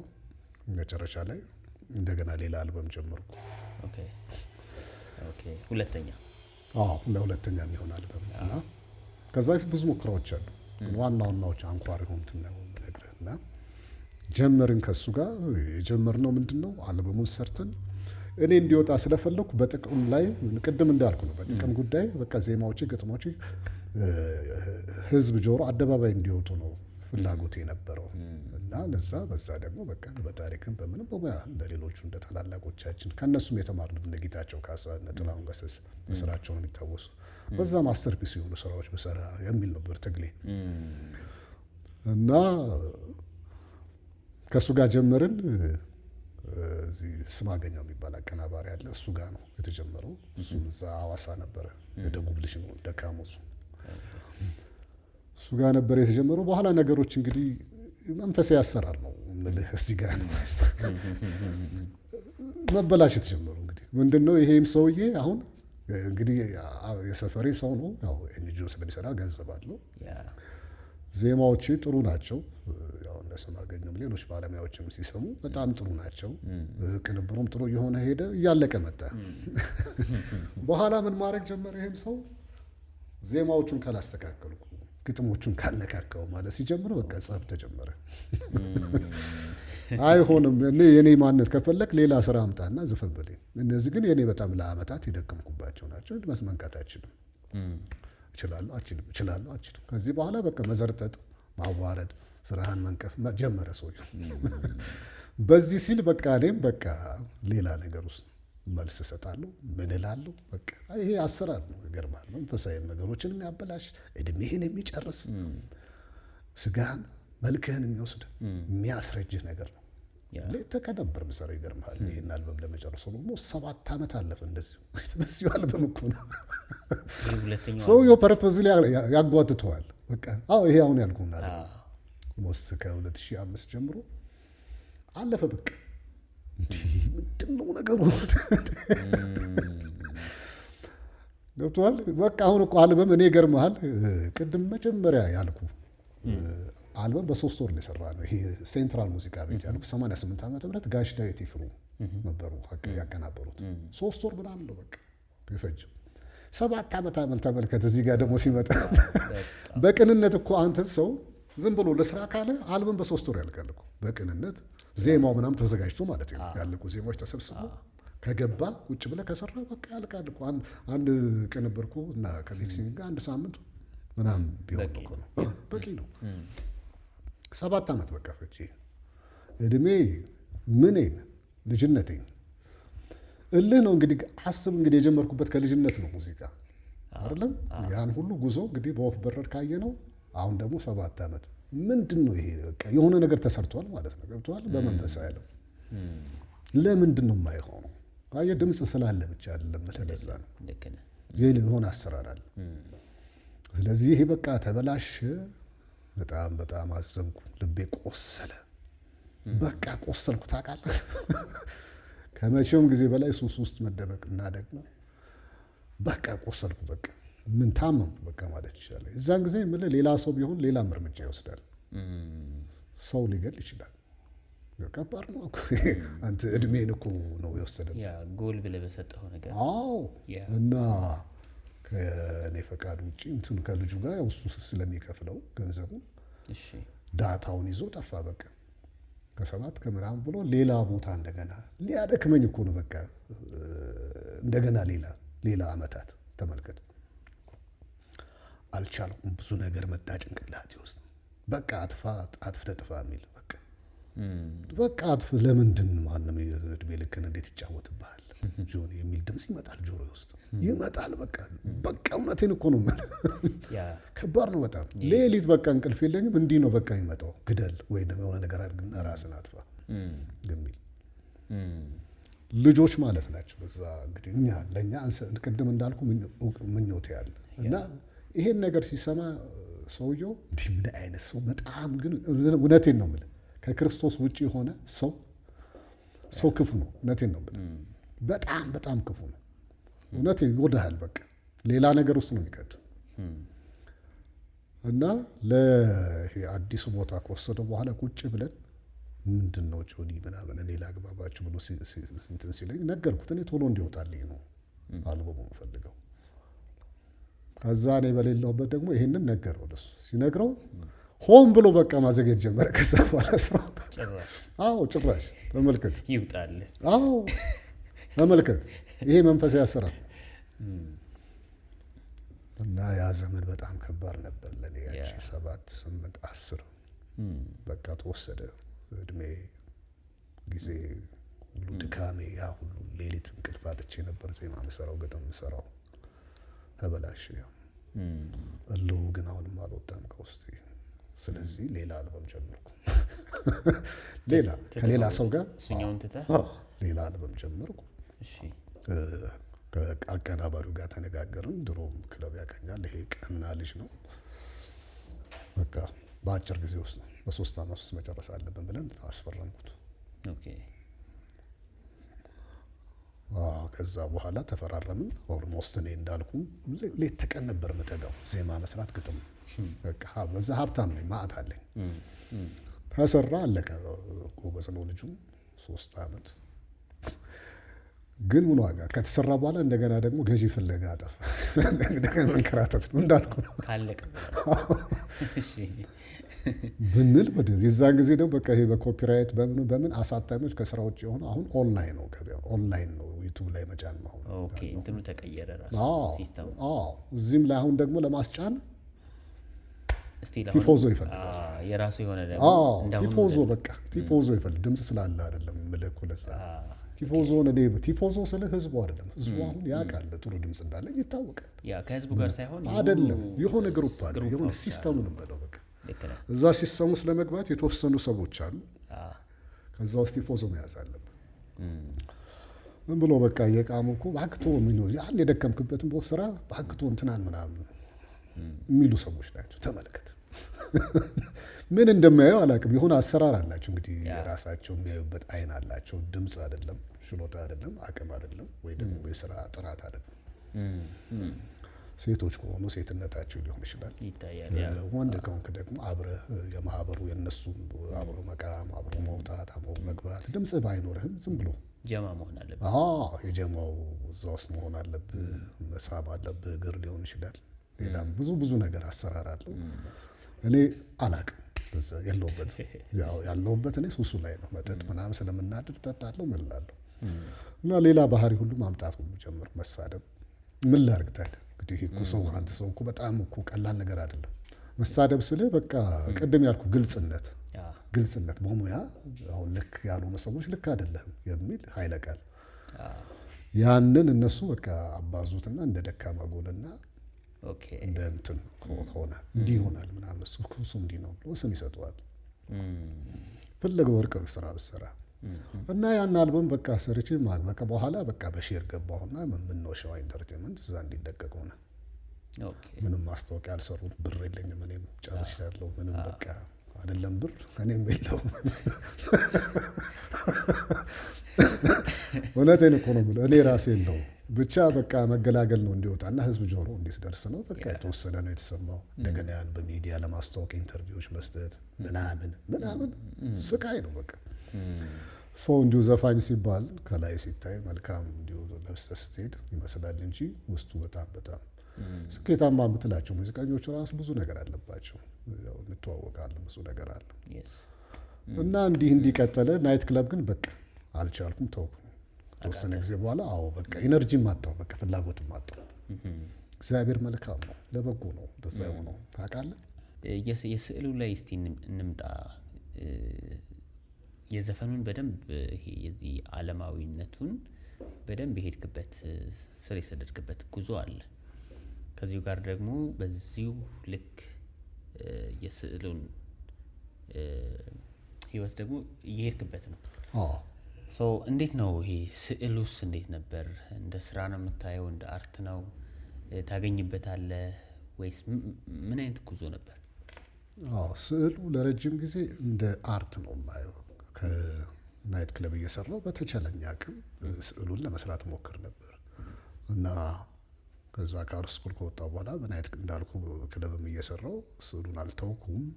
የተለያየ በተቻለ አቅም ለመስራት ሞክር ነበር። ከዛ ቀደም ብሎ ከዛ ከአርት ስኩል በፊት በአክስቴ በኩል አሜሪካ ኤምባሲ አንድ ስል ኤግዚቢሽን አዘጋጅቼ ነበረ። አክስቴ እዛ ትሰራ ነበረ። ጦቢያው ትባላለች። መልካም ሴት ናት፣ አሁንም አለች እና ያ ልምድ አለኝ። እዛም ስራዎች ሸጫለሁ። እዛው የበሰው አለቃ ዳያን የምትባል ነበረች። ወደ 14 የሆኑ ዋተር ከለር ቅቦችን አቅርቤ የተወሰኑ ተሽጠዋል። ይሄን ባክግራውንድ ለመስጠት ያህል ነው በኤግዚቢሽን በማቅረብ ታሪኬ። ከዛ 90ዎቹ ላይ እዚህ ግሎባል ሆቴል አማኖ 88 እዛው አርት ስኩል እያለሁ ከአንድ ጓደኛዬ ጋር እዚህ ኢሴ ሮቱንዳ አዳራሽ የሚባል አለ። እዚህ እስጢፋኖስ ጋር ያለው ማለት ነው። እና እዛ ከአንድ ወጋዩ አያለ የሚባል አሁን ትልቅ ሰዓሊ ነው፣ ግራፊክስ ዲዛይነር ነው። ከእሱ ጋር ያኔ አብረን የተማርነው የአምባ ልጅ ነው። እሱም እዛም የስዕል ኤግዚቢሽን አቅርቤ ያለው ክለብ እየሰራው ማለት ነው። ዘጠናዎቹ አጋማሽ ደግሞ ግሎባል ሆቴል እንደዚሁ የስዕል ኤግዚቢሽን አቅርቤያለሁ። 98 ዓመተ ምህረት ደግሞ አክሽን ኮንትራ ላፌም የሚባል የፈረንሳይ ምግባረ ሰናይ ድርጅት ነው። እሱ ምንድነው ለወገኖቻችን የተለያዩ አልሚ ምግቦችን በማቅረብ ወገኖቻችንን የሚረዳ የፈረንሳይ ድርጅት ነው። በዛ ድርጅት አማካኝነት ከ450 በላይ የቮለንታሪ የስዕል ስራዎችን ሰርቼ ለወገኖቼ አቅርቤያለሁ። ያ ምንድነው ድርጅቱ የሚያቀርባቸውን በንጽህና አጠባበቅ ዙሪያ ለገበሬዎች፣ ለተረጂዎች ያንን ስዕላዊ በሆነ መልኩ መግለጽ እና ያም እንደው ለማቴሪያል በሚባል ደረጃ ወደ 6,000 ብር ነው የተከፈለኝ ያን ሁሉ ስራ ሰርቼ እና ለማቴሪያል በወቅቱ ትልቅ ገንዘብ ይሆናል በእርግጥ ግን ያው ስራው ግን ብዙ ነበረ፣ አድካሚ ነበረ። ያንን እንደውም ናይት ክለቡን ራሱ ፖዝ አድርጌ ነው የሰራሁት እና ያኔ ስራውን ታሰራኝ የነበረችው አለቃዬ አዴሊን ስዊሪን ትባላለች። ስሟን ሁሉ አስታውሳለሁ። ፈረንሳዊት ናት። መልካም አለቃ ነበረች። ያኔ አብረን ነው እንግዲህ ከሷ ጋር ያን ስራ አዘጋጅቻለሁ። እንግዲህ በዚህ አይነት መልኩ አየህ። ይሄ እንግዲህ በየመሃሉ እንደዚህ አይነት ነገሮች አሉ። እንግዲህ ከዛ በኋላ ግን ላለፉት እንዳልኩ 10 በላይ አመታት ፎከስ አድርጌ ስዕሉን መስራት ቀጠልኩ። ይሄ ከአልበሙ ሙከራ ውጪ ናይት ክለብ ትቼ ነበር። በቃ ተውኩት እና እንደው አልፎ አልፎ በሳምንት አንድ ቀን እንደዚህ ሰራ ነበር ናይት ክለብ ሲገኝ እንደዚሁ ደስ ሲለኝ እንጂ ትቼዋለሁ ማለት ይቻላል። ይሄ በየቀኑ መስራት እየቀነሰ ከዛ ፎከስ አድርጌ ስዕል መስራት ጀመርኩ እና ባለፉት 10-15 አመታት መተዳደሪያ የሆነው ስዕል ነው። አሁን በተለይ እኔ የምኖረው ስዕል በመስራት ነው። የሙሉ ጊዜ ሰዓሊ ነኝ። የተለያዩ ታዋቂ ሰዎችን ፖርትሬት ሰርቻለሁ። እንደዚሁም ደግሞ ኮሚሽን ወርክ ወይ ደግሞ በክፍያ ውጭ ሀገር ድረስ በተለይ ለንደን ከ15 በላይ ስራዎች አሉ። ይሄ ሁሉ ታሪክ እንግዲህ ባለፉት 10 አመታት የሆነ ነው። ይገርማል። እና እግዚአብሔር ረድቶኝ ማለት ነው። እዛ በጣም አንድ ትልቅ ሰው አለ። እዛ ኮሚሽነር ነው የአንድ ትልቅ ድርጅት ሀበሻ ነው። ስላልተፈቀደልኝ ስሙን እንደመጥቀስ ይቸገራሉ። ያው በትልቅ ፖዚሽን ላይ ያለ ነው። እሱ ደንበኛዬ ነው። ስቲል ቅርብ ጊዜ ያለፈው ድረስ እሑድ ሁሉ ቤት መጥቶ ነበር እኔ ጋር እኔ ስቱዲዮ መጥቶ ነበር። አንድ ስራ ወስዷል እና እሱ መላው ቤተሰቡን እንዲሁም ሌሎች የፈጠራ ስራዎችን ሰርቼለታለሁ። እስካሁን ድረስ ደንበኛዬ ነው። ከዛ ውጭ ስዊድን ሀገርም እንደዚህ የተወሰኑ ስራዎች ሄደዋል በፖርትሬት ደረጃ። አሜሪካን ሀገርም እንደዚህ የተወሰኑ ስራዎች አሉ። ይሄ ምንድነው እንግዲህ እግዚአብሔር ጣልቃ ገብነት እንደሆነ ነው የምንረዳው። በአጭር ጊዜ ውስጥ ስራዎች እንደዚህ ተሻግረውልኛል እና አሁን እንግዲህ የስዕል ስራ በመስራት ነው የምኖረው። እንዳልከው ደግሞ የዛሬ 1 ወር አካባቢ እዚህ ሀያት ሬጀንሲ ፈንድቃ ባህል ማዕከል እዛ የግሩፕ ኤግዚቢሽን ነበረኝ። ቪዲዮ አለ ልክልሃለሁ ካስፈለገ እና መክፈቻው ላይ ማለት ነው። መክፈቻው ላይ ሚዲያ ከቨሬጅ ሁሉ አግኝቶ ነበረ። ፋና ቴሌቪዥን መጥተው መክፈቻውም እንደውም ሰፊውን ደግሞ አየር ለእኔ ሰጥተው እንደዚሁ እንዳንተ ኢንተርቪው ሰርተዋል እና እንዳልከው ያለፈው 1 ወር እንግዲህ ከረጅም አመታት በኋላ እግዚአብሔር ረድቶኝ 2 ሳሊያን ጋር እዚህ ፈንድቃ ባህል ማዕከል ሀያት ሬጀንሲ እዛ የስዕል ኤግዚቢሽን ነበር። ስኬታማ ጊዜ ነበረ። ስዕሉ በአጭሩ ይሄን ይመስላል። በላይ በሪያሊስቲክ ዘውግ በሞደርን አርት በሚባለው እና ደግሞ ፖርትሬት እንደዚሁ እሱ በብዛት ኮሚሽን ወርክ በክፍያ ነው የምሰራው። በእንደዚህ አይነቱ መልኩ ነው የምሰራው ያለው አሁን። እንግዲህ በሱ ዙሪያ እንግዲህ በቅርቡም የስዕል ኤግዚቢሽን የማቅረብ እቅድ አለኝ። በተለይ አሁን ደግሞ ለብቻዬ ሶሎ ኤግዚቢሽን ስራዎች አሉኝ። ደግሞ ተጨማሪ ስራዎችም እየሰራው ነው ያለሁት ጎን ለጎን ራሴንም ከማኖር በተጨማሪ ሌሎች የፈጠራ ስራዎችን እንደምንም ያው ጊዜውን አብቃቅተ በእግዚአብሔር ጸጋ በሱ ድጋፍ እየሰራው ነው እና ምን ሀሳብ አለ መሰለ ጆሲ፣ በዚህ አጋጣሚ መግለጽ እንፈልገው አሁን ላዘጋጅ የፈለኩት ኤግዚቢሽን ትልልቅ ሆቴሎች ቢሆን ውጤታማ ይሆናል ብዬ አስባለሁ። ለምሳሌ እንደ ሳሮ ማሪያ ሆቴል እንደው ባንተም በኩል እንደዚህ ሌሎችም ትልልቅ ሆቴሎች የኔ እቅድ እንደሱ ነው። ሪል ስቴቶች ላይም ራሱ እንደዚህ ማቅረብ ቢቻል ያው ጊዜውን መርጠን ማለት ነው። ያው ሰዎች መቼ ነው በተለይ የውጭ ዜጋዎች እንደዚህ ስዕል የመግዛት አቅም ያላቸው ኢትዮጵያውያን፣ ኤርትራውያን፣ ሌሎችም እንደዚህ በተለይ ይሄ አዲስ ዓመት ከገባ በኋላ የእነሱ አዲስ ዓመት ላይ ቢሆን የተሻለ ነው። እንግዲህ እንደዛ አቅዳለኝ። ብቻ በዚህ አጋጣሚ እንግዲህ ይሄን ሀሳብ ከኔ ጋር መስራት ፈቃደኛ የሆኑ ትልልቅ ሆቴሎች፣ ሪል ስቴቶች በጋራ ሆነን በጋራ ተጠቃሚ የምንሆንበትን ሁኔታ ተነጋግረን አመቻችተን ማቅረብ ብችል ደስ ይለኛል። እና ይሄን ይመስላል እንግዲህ ባጭሩ ስዕሉ። ሌላው ደግሞ በዚህ አጋጣሚ እንደው እድል ከሰጠኸኝ በቋሚነት ዲስፕሌይ የማደርግበት ቦታ ባገኝ ደስ ይለኛል። አሁን እኔ 4 በ4 ክፍል ውስጥ ነው የምኖረው ሰራው ያለሁት። እሱን ለመናገር እቃዬም እኔም ስዕሉም ሁሉም እዛው ነው ተከማችቶ የአርት ሰው ሆነ ዞር ስል ትጋጫለህ ከግድግዳ ዞር ስል ያው እንዲህ ስትራምድ ያው ትጋጫለህ ወይ ከስል ወይ ከአልጋ ወይ ደግሞ ከሆነ ነገር ጋር እና በጣም የተቸገርኩበት ምንድን ነው እዚህ አጋጣሚ እንደው ቀና ልብ ያላቸው ሰዎች ክርስቲያኖች፣ ሌሎችም እንደው ሀሳብ የማቀርበው ምንድን ነው የመስሪያ ቦታ ባገኝ ደስ ይለኛል። ወይ ደግሞ የአንድ የመስሪያ ቦታ ወይ በጋራ ተነጋግረን የሆነች ኮሪደር ላይ ወይ የሆነች ክፍተት ቦታ ላይ እነዛ ያን ስራ እየሰራን በጋራ የምንጠቀምበት ስዕልም አብረን እየሸጥን ከዛ ላይ በፐርሰንት 25% ሊሆን ይችላል ተነጋግረን እነሱም የሚወስዱበት እድል እኔ በሙያዬ ነው ሀሳቡ ያላችሁ ይኸው እና በዚህ አይነት መልኩ ማግኘት ብችል። አሁን ስፔስ በጣም ተቸግሬያለሁ። ቤቱም በጣም ያው ስዕል ሞልቶታል። ሌሎችም እቃዎች መኖሪያም ነው ምንም በፊት ደህና በሚሆን ጊዜ ተከራይቼ ነበር የተሻለ ቦታ። አሁን ያለሁበት ግን አሁን ባለሁበት እንግዲህ ስዕል እየሸጥክ መኖር ትንሽ ምን ሁሉ ጊዜ አንድ ወቅት ላይ ጥሩ በተከታታይ ይመጣል። ቋሚ ነገር አይደለም።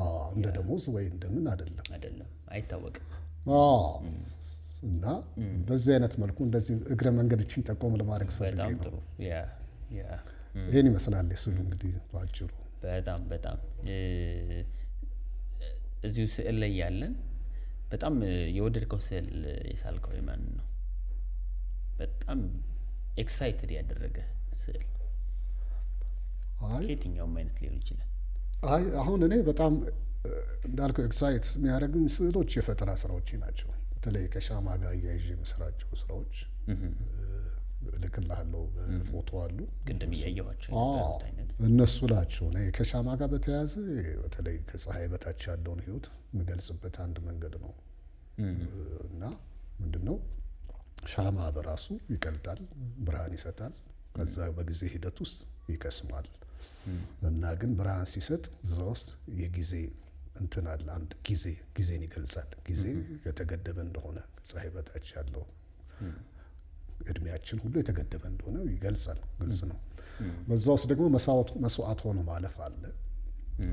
ሻማው ሲከስም ይከስማል፣ ታሪኩም ይደመደማል። ነገር ግን በሻማ ሆኖ በመቅለጥ ሂደቱ ውስጥ ግን ለሌሎች ብርሃን ይሆናል እና ይሄ ከፀሐይ በታች ያለውን ነው ያልኩ ያለሁት።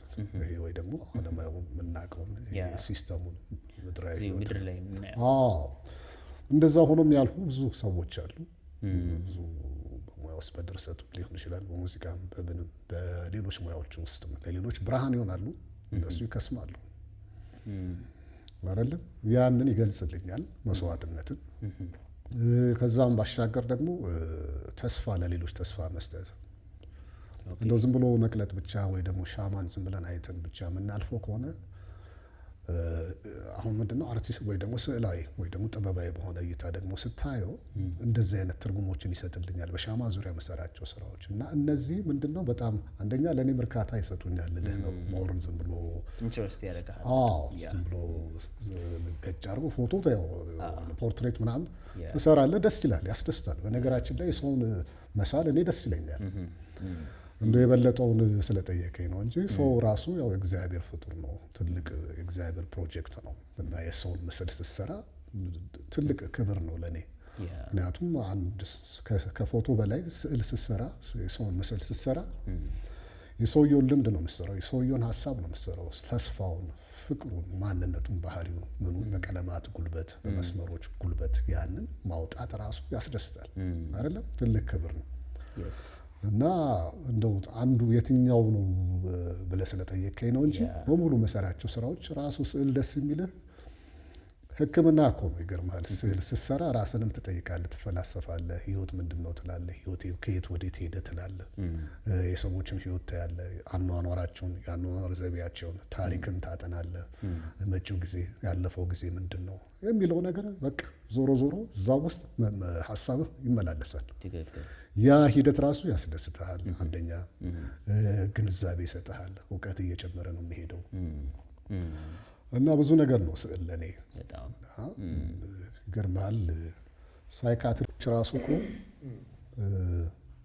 እንደዚህ ታካሚዎቻቸውን የአእምሮ ህመምተኞቻቸውን ይመክራሉ። ስዕል ብሰራ ጥሩ ነው ይላሉ። ሰዓሊ ባይሆንም ዝም ብሎ ሲሰራ ግን ከራስ ጋር መነጋገር ነው። አየህ፣ ሕክምና ነው። እኛ ሰዓሊዎች ራሳችንም እናክማለን ለማለት ነው። ብዙ ነው፣ ብዙ ትርጉም አለው ስዕል በራሱ። ይህን ይመስላል እንግዲህ። ምናልባት እንግዲህ ስዕል ሲነሳ የስዕል ዓለም አለ ራሱን የቻለ። አሁን ወደ ቴክኖሎጂ ስንመጣ ፎቶግራፈሮች አሉ። ብዙ ጊዜ ፎቶግራፈሮች በጣም ይሄ ለፎቶጄኒክ የሆኑ ሰዎችን ምርጫቸው ያደርጋሉ። ወንድም ቢሆን ሴትም ቢሆን ይሄ ለስዕል ይህችን ሴት ብስላት፣ ይሄንን ሰው ብስለው ብለህ በጣም ኢምፕረስ ያደረገ ሰው ገጥሞ ያውቃል በኤክስፒሪየንስ? እኔ የእውነት ሰዎች ነው ማደንቀው። ማለት ለእውነት የሚጋፈጡ ሰዎች እና ወይ ደግሞ በራሴ እይታ እንደዚህ በቃ የራሳቸው እውነት ልክም ሆነ አልሆነ እንግዲህ ግን ብዙ ጊዜ ግን ያው ልክ እንደሆነ እንደዚሁ የሚያግባባ ኮመን የሆነ ሴንስ የሚሰጠው እውነት አለ አይደል? ለዛ በቃ እስከ መጨረሻው እስከ ጥግ ድረስ ህይወታቸውን እስከ መስጠት ኑሯቸውን እስከ መተው ድረስ የሚሄዱ ሰዎችን እስላለሁ። ከሌ ካልከኝ መጥቀስ እችላለሁ፣ ግን ያው የሰሯቸው አሉ። ለምሳሌ ማሳየት እችላለሁ። አሁን ጋሽ ታዲዮስ ዳንቱን ስያቸዋለሁ። ታውቃቸዋለህ? እኔ የምልህ የፈለገ አቋም ያራምዱ፣ ነገር ግን ያላቸው ጽናት ከረጅም ዓመታት ያኔ ዘጠናዎቹ ራሱ ጋዜጣ ላይ የሚያወጧቸውን ጽሑፎች ይከታተል ነበር። አነባለሁ እንዳልኩ ሁሉንም ነገር ነው የማነበው። እስከ ቅርብ ጊዜ ድረስ ደግሞ ያላቸው ጽናት ይገርመኛል። ሲታሰሩ፣ ሲፈቱ፣ ምን ሲሉ ከያዙት እውነት ጋር ብቻ ሳይሆን ህይወታቸው ራሱ በማንኛውም ሁኔታ ውስጥ በቃ ለአመንክበት ነገር በጽናት መቆሙ የሚለውን ነገር ይገርመኛል። እንደዚህ አይነት ሰዎች በጣም ያስደንቁኛል። ስለዚህ ስላለሁ አሁን የሳቸው ስዕል ስየው በጣም ብዙ ሰው አይቶታል። በጣም ቫይራልም እኔ ሳልሆን ሌሎች ሰዎች ቲክቶክ ላይ ምናምን አውጥተውት በጣም ተደንቀዋል። እና እንደዚህ አይነት ሰዎች ፕሮፌሰር መስፍን ወልደማርያም አጥናቂያቸው ነበርኩኝ። የእሳቸውም አቋም ይገርመኝ ነበር። ምክንያቱም ለዘመናት የቆመ ከእውነት ጋር የመጣበቅና ላመኑበት ነገር በቃ የተለያየ ሰው እውነት አንጻራዊ ነው ከፀሐይ በታች ያለው አይደለም። ሰዎች በትምህርትም በልምድም እውነት ብለው እንደ ማህበረሰብም በተለያየ የአኗኗር ዘይቤ ሲያልፉ እውነት የሚሉት ነገር አለ። እዚህ ጋር ደግሞ አንደኛው ዓለም ክፍል ላይ እውነት የተባለ ሌላ ቦታ ደግሞ ሌላ መልክ ይይዛል። አንጻራዊ ነው ለማለት ነው እውነት። ግን በግለሰብ ደግሞ ያ ሰው ያን እውነት ይዞ በቃ በጽናት እድሜ ልክ ያንኑ ይዞ ሲቆይ እገረማለሁ። ያስደንቃል አይደለም? ይሄ በጣም ይገርማል። በተለይ በዚህ ዘመን ላለው ትውልድ አለመቀየር መቻል ለዚህ ደግሞ ዘመን ላለ ነው ከኔም በታች ላለው ትውልድ ይሄ ትልቅ አስተማሪ ነገር ነው። እንዲህ ያሉትን ሰዎች ደግሞ ያው በስዕል በጥበብ ማስቀመጥ ለቅርስም ለታሪክም ይቀመጣል፣ ይተላለፋል ብዬ ስለማምን እንዲህ አይነት ሰዎች እንትን ይሉኛል፣ ኢምፕሬስ ያደርጉኛል፣ እንትን ይሉኛል። ከሞላ ጎደል ሌሎችም አሉ የሰሯቸው ሰዎች እንደዚሁ። በራሴ ያለምንም ክፍያ ብዙ ፖርትሬቶች ሰርቻለሁ። በስኬች ደረጃ በምን ልክልሃለሁ። አሁን አሉ ብዙ እነ ኢንጂነር ስመኘው ሰርቻለሁ። ያውን እንትና መቄዶንያው ማን ነው? ሌሎችም እንደዚህ በቃ በግሌ ይገባቸዋል። በሙያዬ ላክብራቸው ሙላቸውን የሰሯቸዋል። በአጠቃላይ ከ80 በላይ ከ100 በላይ ስራዎች ሰርቻለሁ በፖርትሬት ደረጃ ብቻ። በጣም ብዙ ናቸው። ላለፉት 10 ዓመታት ማለት ነው። ወደ ይሄ ወደ ስፒሪቹዋሉ ከመግባታችን በፊት እንደው እዚሁ ላይ ስንጫወት እንደው ጠይቄ ባልፍ ደስ ይለኛል። እንደው ምላሽ እንኳን ባላገኝ የሰዓሊ ህይወት የታዋቂ ሰው ህይወት ቅድም እንደተጫወት ነው ሰፊ ነው እንትኑ። በዚህ ውስጥ ጆዬ የፍቅር ህይወት አልገጠመው? ትዳር አላሰበም? ምን አይነት ህይወት ውስጥ ነበር ያለፈው? አዎ እንደ እሱማ እንደ ማንኛውም ሰው ይኖራል። ነገር ግን ሞር እንዳልኩ ግን ያኔ ይሄ የገባውበት ፊሎሶፊ ወይም ሀሳብ ወይ የተከተልኩት ይሄ ህይወት ከንቱ ነው የሚለው አስተሳሰብ ከንቱ ከሆነ በቃ እኔ በሙያዬ አንድ ነገር በሰዎች ልብና አእምሮ ውስጥ የሚቀመጥ ነገር ማለፍ ነው ያለብኝ የሚለው ነገር አባክኖኛል እንጂ ሳይመጡ ቀርቶ አይደለም። ያው ትዳር ማለት በጓደኝነት ደረጃ የጀመርኩት ነበረ፣ ግን ከኔ ችላ ማለት የተነሳ አጥቼዋለሁ። ፍላጎት አታሳይም ነበር? ይሄ ነገር ይዘኝ ነበረ በጣም በጣም። አሁን ራሱ ቅርብ ጊዜ ድረስ በቃ እንደው ጌታ ኢየሱስ ፊሎሶፊ ነው የሚይዝህ? ይሄ በቃ በሙያ ላይ ማተኮር። በዚህ በስራው አሁን እንዳልኩ ሀሳቡ ይሄ ፍልስፍናው ስለ ህይወት ከንቱ ከሆነ እኔ በቃ አልፋለሁ። ስለዚህ በወልድ ባሩድ ትዳር ቢዝ ባሊዝ በቃ በሞት የሚደመደም ከሆነ ምን ዋጋ አለው የሚል አስተሳሰብ ከዛ ይልቅ ስለዚህ በቃ በሙያ በድምጽም ከሆነ በሙዚቃ ሰዎች አእምሮስ የሚቀመጥ የሚተከል ነገር በዛ መታወስ ይሻለኛል ብሎ የመምረጥ ነገር። በስዕሉም እንደዛ በቃ ማስተርፒስ ሆነ ሰርተ ለምሳሌ አሁን በልጅነት ምናምን የምናደንቃቸው የአውሮፓ ሰዓሊዎች አሉ አይደለም? እንደነ ቪንሰንት ቫን ጎግ አሁን ትልቅ ምሳሌያችን ነበር በልጅነታችን በወጣትነታችን። አሁን የሱን ህይወት ብታየው በጣም ሚዘረብል ነው። በቃ በጣም እንትን ያለ ነው ህይወቱ፣ የተስተካከለ አልነበረም። ነገር ግን በጣም ሌት ተቀን ይሰራ ነበረ። እንትን በቃ ራሱን እስኪያጣ በኋላ እስከ እብደት የሚያደርስ እስከ ስትረስ የሚያደርስ በትዳር አልተሳካለትም። እሱ አሁን በኋላ ራሱን ሱሳይድ ያደረገው አውቀዋለሁ የእሱን ታሪክ። ያኔ እኛ እንደ ሞዴል እናየው ነበር እና ለእኛ እንደ ጀብዱ ነው እንደ ጀብድ ወይ እንደ እንትን ነው የምናየው። በቃ አለ አይደለም በቃ መስዋዕቱ ነው። በዛ አይነት አስተሳሰቦች አርትን በቃ ከምንም ከህይወትን በላይ ማግነን አግንኖ የማየት ነገር አለ። ነገር ትቶ የተከተለለት በቃ እንደዚህ አይነት ነገር አለ አይደል? በቃ ህይወት እና ቀደም እንዳልኩ ዞሮ ዞሮ ግን አንተን ነው የሚጎዳው። እንዲህ ስትተወው አንተ ህይወትህ በሌሎች ሰርክል ውስጥ ይገባል። ሌሎች መጠቀሚያ ነው የምትሆነው። ግን አንረዳም። በኋላ ነው እንግዲህ እንደኛ እግዚአብሔር ሲረዳ እና በዚህ ስለተያዘ አእምሮ የትዳር ጉዳይ ነው እኔ አጥብቄ ያላስኩትም እንጂ ጓደኞች ነበሩኝ። በተለይ በጣም የሚቆጨኝ ፋይናሊ ከቤተሰብ የመጣ ወደ ትዳር የሚያስገባኝ እድል ነበረ። በጣም ለምናኝ እሱ ጠብቃኝ ነበር እስከ ተወሰነ ጊዜ ግንኙነት ጀምረን። ምን ያህል ዓመት? ይሄ የመጨረሻው አልበም ከውቤ ከረሜላ በኋላ የመጨረሻውን የዛሬ 10 ዓመት በፊት ያኔ በሱ ተይዣለሁ እኔ እንግዲህ። ግን በጣም ጀምረን ነበር እዛ ችላ ስላት ያው የትዳሩ ሀሳብ ቀረ። ከዛ በቃ አልሆነልኝም። አሁን እንግዲህ በጌታ ካለው በኋላ እንግዲህ እግዚአብሔር መልካም ነው። አይሆፕ ተስፋ አደርጋለሁ። አሁን ምንም ትዳር ግንኙነት የለኝም፣ ግን ያው እመኛለሁ ማለት ጌታ ይረዳኛል ብዬ አስባለሁ። ከምንም በላይ እግዚአብሔር ክርስቶስ በሙላአት ነው በውስጥ ሲኖር የእሱ ሰላምና ደስታ ይወርስሃል ብለህ ይሄ ጎደለ ይሄ ቀረ ብሎ አንዳንድ ጊዜ ክሶች ይመጣሉ። ገብቶሃል? ምንም አሁን ሰዎችንም ስታይ መቼም በማህበረሰብ ውስጥ ነው የምንኖረው። ልጅ በመውለድ በሚያምን ማህበረሰብ አይደለም። ስለዚህ በዛ ውስጥ እንትን አለ በቃ አንዳንድ ጊዜ በቃ ይሰማሃል ምናምን። ነገር ግን እግዚአብሔር ይረዳሃል። ለእግዚአብሔር ደግሞ ጊዜ አለው መቼም አይደለም በጊዜው። በጊዜው እሱ ጊዜ አለው። አንተ ደግሞ መሰራት አለብህ። እኛ ከዛ ህይወት ስንመጣ ብዙ ነገር ተሸክመን ነው ከነሸክማችን የመጣ ነው። ወደ ጌታ ስንመጣ ከነሸክማችሁ ነው እኔ ያሳርፋችኋለሁ አይደል? እና ጌታን ሳገኝ ድኛለሁ አምናለሁ።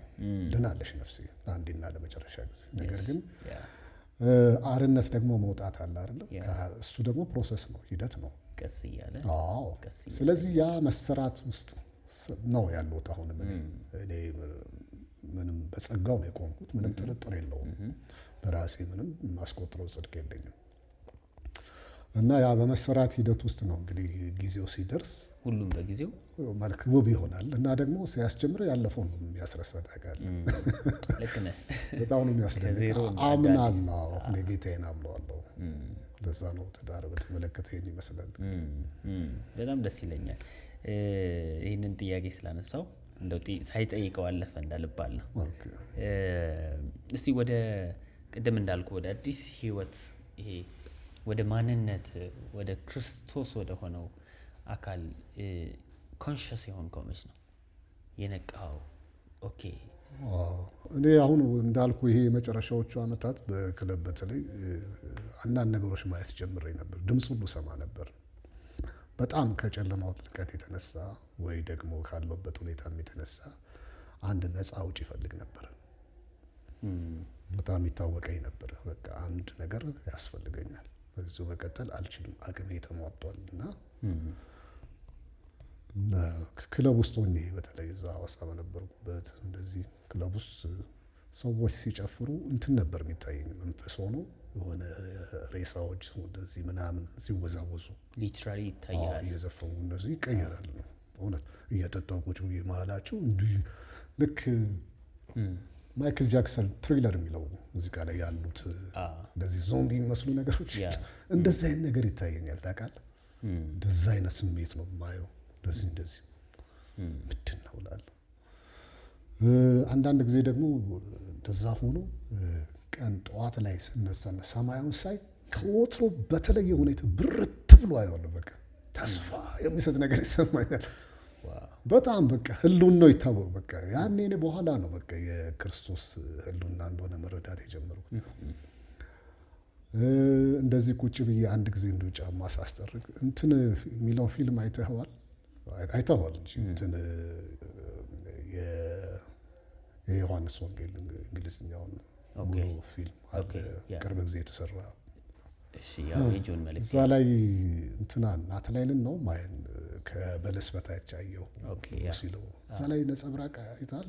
በቅርቦቹ መሀል ያ ስሜት ተሰምቶኛል። ያችን ነገር አንዴ ጫማ ሐዋሳው እያስጠረቁ ልክ እንደዛ በቃ ሰውነት ብርትርት በቃ ሰውን ጸጉር የሚቆመው ነገር በቃ ንቅጥቅጥ ምናምን ማለት እኔ በኋላ ነው በቃ ያ ኤክስፒሪየንስ የክርስቶስ አይነት ነገር መሆኑን የተረዳሁት። በቃ የክርስቶስ መንፈስ እና እንደዚህ አይነት ልምምዶች በየመሃሉ ይታዩኝ ነበረ።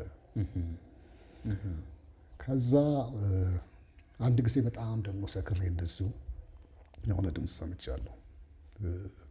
በጣም ሰክሬ ማለት ደክሞኝ ማለት ነው። ስካሩ ወደ ድንዛዜ ተቀይሯል። በቃ ሰልችቶኛል ምናምን ነገሮች በቃ አስጠልቶኛል። በቃ እና ሰክሬ እንደዚህ በጨለማ ውስጥ እየሄድኩ እንደዚህ እያልኩ በቃ ተውከኝ ብዬ ስንበረከክ የሆነ ድምፅ ሰማሁ። ሊትራሊ ነው ከልቤ ነው በጌታ ፊት ነው ነገር አልተውኩህም የሚል ድምፅ ሰማሁ። በእውነት እግዚአብሔር ምስክሬ ነው። ከየት ከኋላ እንደዚህ ነው የሰማሁት። ብቻ እንዲዞረ ነው ያስተጋባው። አንበረከኩና በቃ ለቀቀኝ። እንትኑ ስካሩ ደነገጥኩ። በቃ በእውነት ነው እኮ እኔ እንግዲህ ለሌላ ሰው ብነግረው ይሄ እባክህ ሰክረህ ነው የሚደበጀ ለማን ነገር ለማንም አልተናገርኩም። ምንም በቃ እንዲህ አይነት ልምምዶች ነበሩ። ያኔ ገብቼ ተኛው። በቃ እንዲህ አይነት ልምምዶች ተጀምረው ነበረ። ከዛ እዚህ አዲስ አበባ መጣሁ። ፍለጋው አለ በውስጤ በቃ የማረፍ ሰላም እና ደግሞ ጥያቄዎችም ደግሞ እኔ የምፈልገው እግዚአብሔር የግሌ የሆነ ነው የምፈልገው። የትም ቦታ መሄድ አልፈልግም። በቃ ነፃነት ከመፈለግ አንፃር በቃ የግሌ እንዲህ ግል እጠይቅ ነበር ሰዎች ጋር እንዲህ ስንከራከር ምናምን በግል በቃ እግዚአብሔርን ማግኘት አይቻልም እንዴ ምናምን በቃ እኔ ከእሱ ጋር ብቻ ነው የምፈልገው። ራስ ከእሱ ጋር ነው ዲል ማድረግ የምፈልገው ነገሮችን የሚል በቃ አይነት ነገር ነበር። ከዛ አዲስ አበባ መጣሁ። ይሄ አልበሙ በዛ ጭንቅ ውስጥ ምናምን ያለው የሆነ ሰንበድ ያገኘው ተዋወቅን። ሴት ናት፣ እዛው የምኖርበት አካባቢ ነው። ተዋወቅን። ለካ እሷ በጌታ ናት። እኔ አላወኩም። እንደ ማንኛውም ሰው ነው ያው ተዋወቅኳት። ተዋወቅንና አንድ ቀን ሌሊት ላይ በጣም ጨንቆኝ እንደዚሁ ከክለቢው ምናምን እንደዚሁ መጥቼ ደወልኩላት። ነገ እንገናኝ እፈልጋለሁ አለች። እዛ ተገናኘን፣ ቡና እንጠጣ አለችኝ እና በሚገርም ልጅቷ ቀጭን ናት። የሚገርም ምስክርነት መሰከረች ስለ ክርስቶስ። በቃ የሚገርም ስልህ በቃ አንደበቷ በቃ ራሱ በመንፈስ ቅዱስ የምትናገረው እንደዚህ አፌን ከፍቼ ሰማሁ፣ ገረመኝ። እና ደግሞ ይሄ ቅድም የምፈልገውን ነገር ነገረችኝ። በግል እኮ ልታገኘው ትችላለህ የሚለውን ነገር ራሱ ያሰብከውን ያንን ነገረችኝ። ይቻላል እኮ ጆኒ፣ ምን የትም እኮ መሄድ አይጠበቅብህ፣ የትም በቃ ትችላለህ እንደዛ አለችኝ። ሰማኋት። በቃ ያ ዘር ተዘራ። በነገራችን ላይ ጆሲ እኔ በልጅነቴ የደረጀ ከበደን መዝሙሮች እሰማ ነበር። ያ ደግሞ ባለበት ሲዝን ነው። በልጅነቴ ማለት ከህፃናት አምባ ቤት ስንመጣ ቴፕ የድሮ ቴፕ አለ። ትልልቅ እህቶቼ ይከፍቱት ነበር። ኦርቶዶክስ ናቸው ግን በቃ ይከፍቱት ነበር። ይገርማል። ገብቷል በቃ ልቤ ውስጥ ያ ዘር። እቺን ጠቆም ለማድረግ ነው። እና እቺ ልጅ በደንብ መሰከረችልኝ። እዛ መገናኘት ሌላ ጊዜ መገናኘት ጀመርን። 1 2 3 ስንል ቸርች ካልሄድን አለችኝ። እዛ ቸርች ሄድኩኝ። ይዛኝ ሄደች። በመጀመሪያው ለመድመድ አቃተኝ። አምልኮ ምናምን እንግዳ ሆነብኝ። ማንኛውም ሰው የሚሰማው ስሜት ነው። እኔ ያው ጸጥታ ምናምን ነው የምጠብቀው እንደዚህ ምናምን። እዛ 2 ስል 3 ስል በቃ ውስጤ የተከፈተ መጣ። እዛ 4 5 ስል አንድ ቀን ምን እንደሆነ አላውቅም። ፋይናሊ ፕሮግራሙ ካለቀ በኋላ ጌታን የምትቀበለው ስል እኔ ቆሜያለሁ፣ አላወኩትም። የምትቀበለው ስል ቆሜያለሁ። በቃ እዛ ነው ያለው መድረክ ፊት ለፊት ቆሜያለሁ። እዛ አላወኩትም እንዴት እንደሆነ በእውነት እግዚአብሔር ምስክሬ ነው። ሰውነቴ በጣም ይንቀጠቀጣል እንደዚህ ምናምን እና እንዲህ ነው በቃ ጌታን የተቀበልኩበት መንገድ እንደዚህ ነው። ከዛ የዛሬ ማለት 6-7 ዓመት አካባቢ ነው። ረጅም ዓመት ነው። 6 ዓመት እንደዚህ። ግን እዛ ከተቀበልኩ በኋላም የዘፈኑ ልምምድ አልቀረም። አይለቅም። እንዳልኩ ገና አልወጣልኝም ነበር። ሌሎች ልምምዶችም እንደዚሁ። በጣም የዘፈን መንፈስ ከባድ መንፈስ ነው። በጣም ከባድ ነው። ለዛ ነው ሰዎች ይመጣሉ ይሄዳሉ። ካየህ የምናውቃቸው ሰዎች አንተ የምታውቃቸው ሰዎች ሞክረው ማለት ጌታን ተቀብለው ይቅርታ፣ ከዛ ግን ያ መንፈሱ አሸንፏቸው ኢኮኖሚም ጉዳይ አለ ሌላም ወደዛ ተመልሰው ይሄዳሉ። እኔ ጋር ምንድነው ወስኜ አልወጣሁም። ነገር ግን ከዚህ በፊትም ሙዚቃን አሁንም የግጥሙ መልእክት መልካም ከሆነ መልካም ነገር ለምን አናስተላልፍበትም? ለምሳሌ ስለ ትዳር መልካምነት፣ ስለ ሀገር ምናምን የሚለው ነገር አለ አይደል? ብሎ ክርክር አሁን ስታስበው ነው የሚገባው። አሁን ሌላ መረዳት ነው ያለኝ። ስለዚህ በኋላ ግን ያው የዛሬ 3-4 ዓመት ይሁን እንደዚህ አካባቢ 4 አካባቢ ሳምባዲ እንትን ወሰደኝ። እንትን ምንድን ነው ኒው ክሬሽን ኢንተርናሽናል ቸርች እዛ ወሰደኝ። ግድ የለህም ጆኒ ና ብሎኝ እዛ ስገባ ነገሮች ቀለሉኝ። ነገሮች በቃ ሲታወቅ የለም ሞት ሰላም እየበዛ ድሮም አለ ክርስቶስ። ግን ይሄ የመኮነኑ ምን የማለቱ ነገር እየጠፋ ቦልድነሱ እየመጣ በቃ የኔ ቸርች ይሄ ነው ብዬ ወሰንኩ። እዚህ ትምህርት እተከላለሁ ብዬ ወሰንኩኝ። እዛ ፋውንዴሽን ጀመርኩ። ኒው ክሬሽን ዛሬ 1 ዓመት ተኩል አካባቢ። ከዛ ዛሬ 2 ዓመት አካባቢ ኦልሬዲ በቃ የዘፈኑ እንትኑ ጠፋ። ፍቅሩ በቃ ይሄ እንትኑ መከራከሩ ምኑ እንትኑ ጠፋልኝ። ጭራሽ ያስጠላኝ ጀመረ። ባይ ዲፎልት በቃ ጠፋ። እውነቴን ነው የምልህ። እግዚአብሔር መልካም ነው። እውነቴን ነው የምልህ። እግዚአብሔር ረዳኝና ያስጠላኝ ጀመረ። በቃ ሰው የራሴ ዘፈን ራሱ ያስጠላኝ ጀመረ በጣም በቃ። ግን ፈተና የሆነብኝ ሰዎች ያውቁሃል፣ ውቤ ከረሜላ ይሉሃል፣ አልበም አንጠብቃለን ይሉሃል። ይህ በጣም እኮ ነው እኔ የምልህ። ዘፋኝ ወደ ጌታ ሲመጣና ከሌላ ሙያ ወደ ጌታ ሲመጣ የተለያየ ነው እንትኑ ይከብዳል። ይሄኛው በየታክሲው ዘፈንን ትሰማዋለህ። የሌሎች ትዝታ የሚቀሰቅስ ያሳለፍኩ በልጅነት በየክለቡ በሙሉ የሰራው የተለያዩ እነ ኤፍሬም ሊሆን ይችላል የነማን የነ ጌታቸው ይመጣል እና በጣም ነው ከባድ ስሜቱ ማለት ዘፈን ከስሜት ጋር በጣም የተቆራኘ ነገር ከባድ ነው እና ግን ጌታ ረዳኝ። በኋላ ጸጋ ነው መናያት። እውነቴን ነው የምልህ እግዚአብሔር ጸጋ ያስችላል። በኋላ ምን ሆነ መሰለ እየሰሞት ምንም አይመስለኝም። በፊት ጠላው ነበር አለ ጥላቸውንም ትቼ ምንም በቃ ዝም ብሎ ነገር የሚጮህ ነገር የለም። በቃ አሁን ለምሳሌ የሆኑ ሁለት ሰዎች ማታውቀውን ጉዳይ ማያገባ ጉዳይ ቢያወሩ ምንም አይመስልም። ዝም ብለህ እየሰማ ታክሲ ውስጥ ትሄዳለህ። ልክ እንደዛ ሆነ። ምንም አይመስለኝም። በቃ ትዝታው ምናምን ውል እያለ ይመጣል። ምንም በቃ ምንም አይመስለኝም። በቃ ምን ብዬ ልግለጽልህ? ምንም የማይመስል ነገር ምንም ስሜት የማይሰጥ ነገር ሆነልኝ። የጌታ እግዚአብሔር ጸጋ ሲረዳኝ አሁንም እንደዛው ነው። እግዚአብሔር ይመስገን። ሌሎች ደግሞ ድካሞች መቼም የክለብ ህይወት እያለን የተሸከምነው የያዝነው ግሳንግስ ልነግርህ አልችልም እኮ በጣም ብዙ ነው እና እግዚአብሔር አውጥቶልኛል። ነገር ግን አንዳንድ ጊዜ አሁን ምንድነው ዲፕሬሽን እና ስትረስ ያጠቃኛል አልፎ ነው። የዛን ጊዜ ድካሞች ብቅ ይላሉ። አልዋሽም። መቼም በጌታ ፊት ስናወራ የሚዋሽ ነገር የለም እና አልፎ ደክማለሁ። ስጋ ነው የለበስኩት። ነገር ግን እግዚአብሔር ጸጋ ግን ያነሳል መልሶ እንደገና አምላክ እንደገና ደግሞ ያው በአእምሯቸው መታደስ ተለወጡ እንደሚል ቃሉ አእምሮ እየታደሰ አሁን ጥሩ ነው። እንግዲህ ግን በዚህ አጋጣሚ የሆነ ወቅት ላይ ደግሞ ስትደክም መቼም አሁን እኔ ወደ ዝማሬ ገብቻለሁ። የራሴ የዩቲዩብ ቻናል ዮሐንስ ታፈሰ መዝሙር የሚል እንግዲህ አንተም በዚህ አጋጣሚ እና እዛ ላይ እየለቀኩ ሰዎች በጣም እየታነጹ የሚገርም አስተያየት ነው የሚልኩልኝ። እውነቴን ነው የምልህ። እንደውም ከዘፈኑ ዓለም በላይ አሁን የሚሰጠኝ አስተያየት እጅግ ፖዚቲቭ የሆነ የሚያንጽ የሚያበረታ እግዚአብሔር ቃል አድርገው በጣም እያበረቱ ነው ብዙ ሰዎች በዚህ በኮሜንትም በምንም በተለያየ መልክ ቲክቶክ ላይም እንደዚህ አጠር ያሉ ቆየት ያሉ ስራዎችን ዝም እየሰለቅ የሚመጡት አስተያየቶች የሚገርም ነው።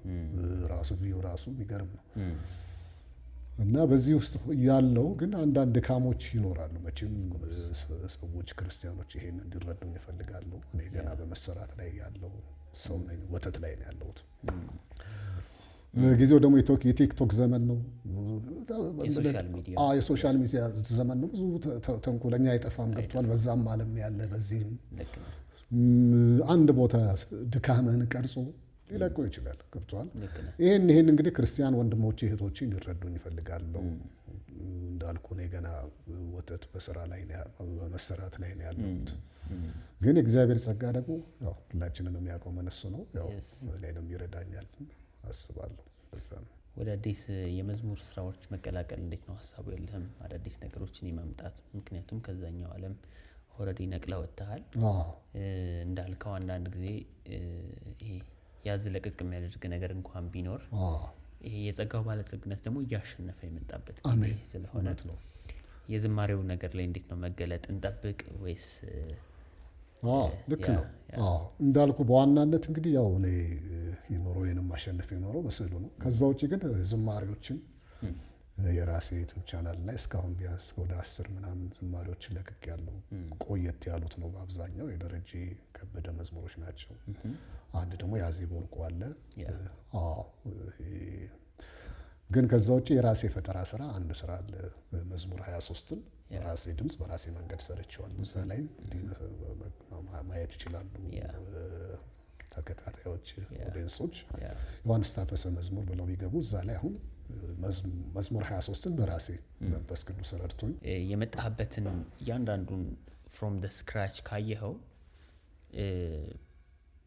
አንዳንዱን የእግዚአብሔር ጥበቃ ነው እንዴ የሚያስብልህ ነገሮች አሉ። ያስመለጠህ መንገድ ምናልባት ቅድምም እያልከኝ ነበር ጓደኞች ወዳጆች በህይወት ያጣሃቸው ሁሉ ነበሩ።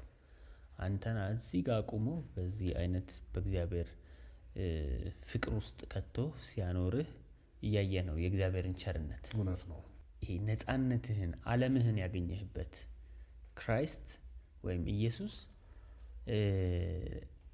ኢየሱስ ለአንተ ማን ነው? እኔ በምን በተለየ ቃል እንዴት ልገልጸው እችላለሁ? ግን ኢየሱስ በቃ እኔ ህይወቴ ነው። ህይወት ነው። ህይወት ነው። ብርሃን ነው። ብርሃን ነው። ብርሃን ነው የሆነልኝ። ከድቅድቅ ጨለማ ብርሃን ሆኖልኛል። ብርሃን ነው። ገራሱ ብርሃን ነው። ፍቅር ነው። ፍቅር ሆኖልኛል። ዓለም ጠልታኝ ነበር። እኔ ፍቅርን አላየውም። እኔ ኢቭን ቤተሰቦቼ እንኳን ፍቅር አልሰጡኝም። ከነሱ አይደለም እነሱ የትኛውም ዓለም የምትሰጥ ፍቅር ከአንተ ትጠብቃለች። የሆነ ነገር አይታ ነው። የሆነ ስኬት አይታ ነው። የሆነ ለውጥ አይታ ነው የምትሰጥህ ፍቅር ሳይሆን እሱም ደግሞ እንካ በንካ የሆነ ያለበት ነገር ነው። ኢየሱስ ለእኔ ፍጹም ፍቅር ነው። ፍጹም ፍቅር ነው የሰጠኝ እና ህይወቴን ቀጥሎልኛል በእውነት እና እንግዲህ ቃላት የለኝም ስለ ኢየሱስ። ከምንም በላይ ደግሞ ምርጫ ከኔ ሳይሆን ከሱ ነው የመጣው። እሱ ነው የመረጠኝ። እኔ የሚታይ ነገር አይለኝም። ምንም ነገር የሚታይ ነገር አልነበረኝም፣ የለኝም። አሁንም እሱ ነው ያየኝ። እንዳልከው ያኔ አይቶኛል። እሱ ያኔ ጨለማ ውስጥ እያለው አይቶኛል፣ መርጦኛል፣ ጠብቆኛል፣ እዚህ አድርሶኛል። የዘላለም ህይወት፣ ከምንም በላይ የዘላለም ህይወት ከኔ ሳይሆን ከሱ ፍቅር ሰጥቶኛል። እኔ በቃ ምንም የምለው የምገልጽበት ቃላት የለኝም። ኢየሱስን ይኸው ነው ማለት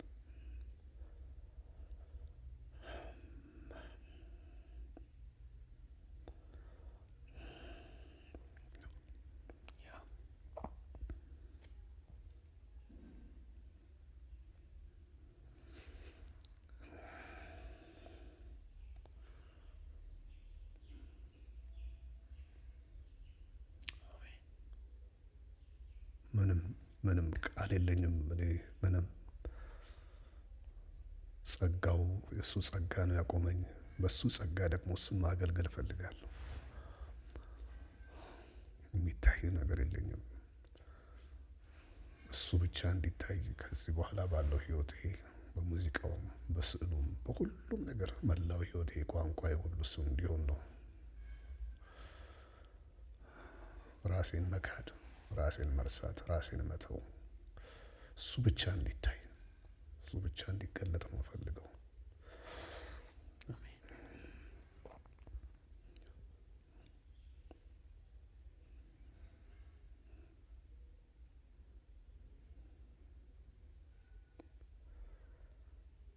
አዳኝ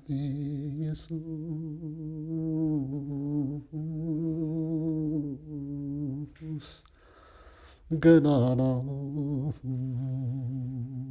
እጄን ሰንሰለት በጥሶ ተመስገን ልበል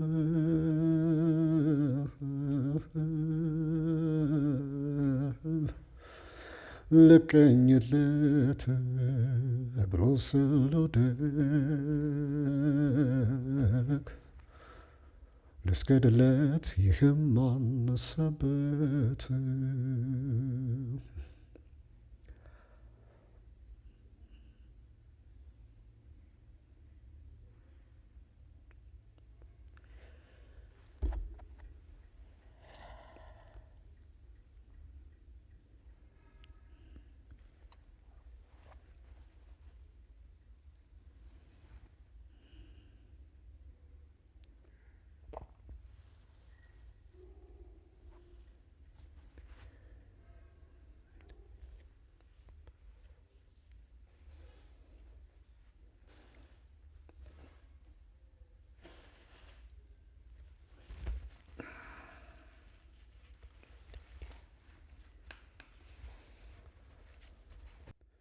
ተከምሮ ተከማይቶ ሀብት ቢበዛ ስራ ጠፍቶ ሰላም አይሆንም ጤንነት ደህንነት አይሆን ሕይወት ዘልቆ በወርቅ ፋንታ ኢየሱስን መኖር ይሻላል ተክቶ ብርና ወርቅ ከሞላ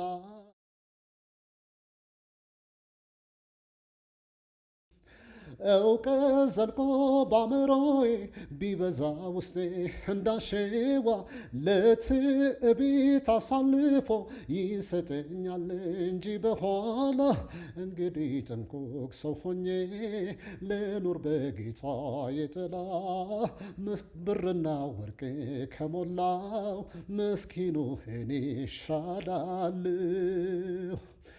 እንደማያው ተላላ ሰው ያስገመተኝን ይህ እምነቴን አገኘሁ ሲያበረታኝ ሲለውጥ መላውን ቦቴን ትርፌም ቅርሴም እርሱ ይሆን ላስረክበው መላው ነፍሴን ብርና ወርቅ ከሞላው ምስኪኑ እኔ ይሻላለሁ። በጉጉት ሲጠበቅ የነበረው የዲያስፖራ ሳይት ፕሮጀክታችን በመሃል መገናኛ ከቴምር ፕሮፐርቲ ልዩ የሆነ የ35% ቅናሽ ይዘንላችሁ መጥተናል።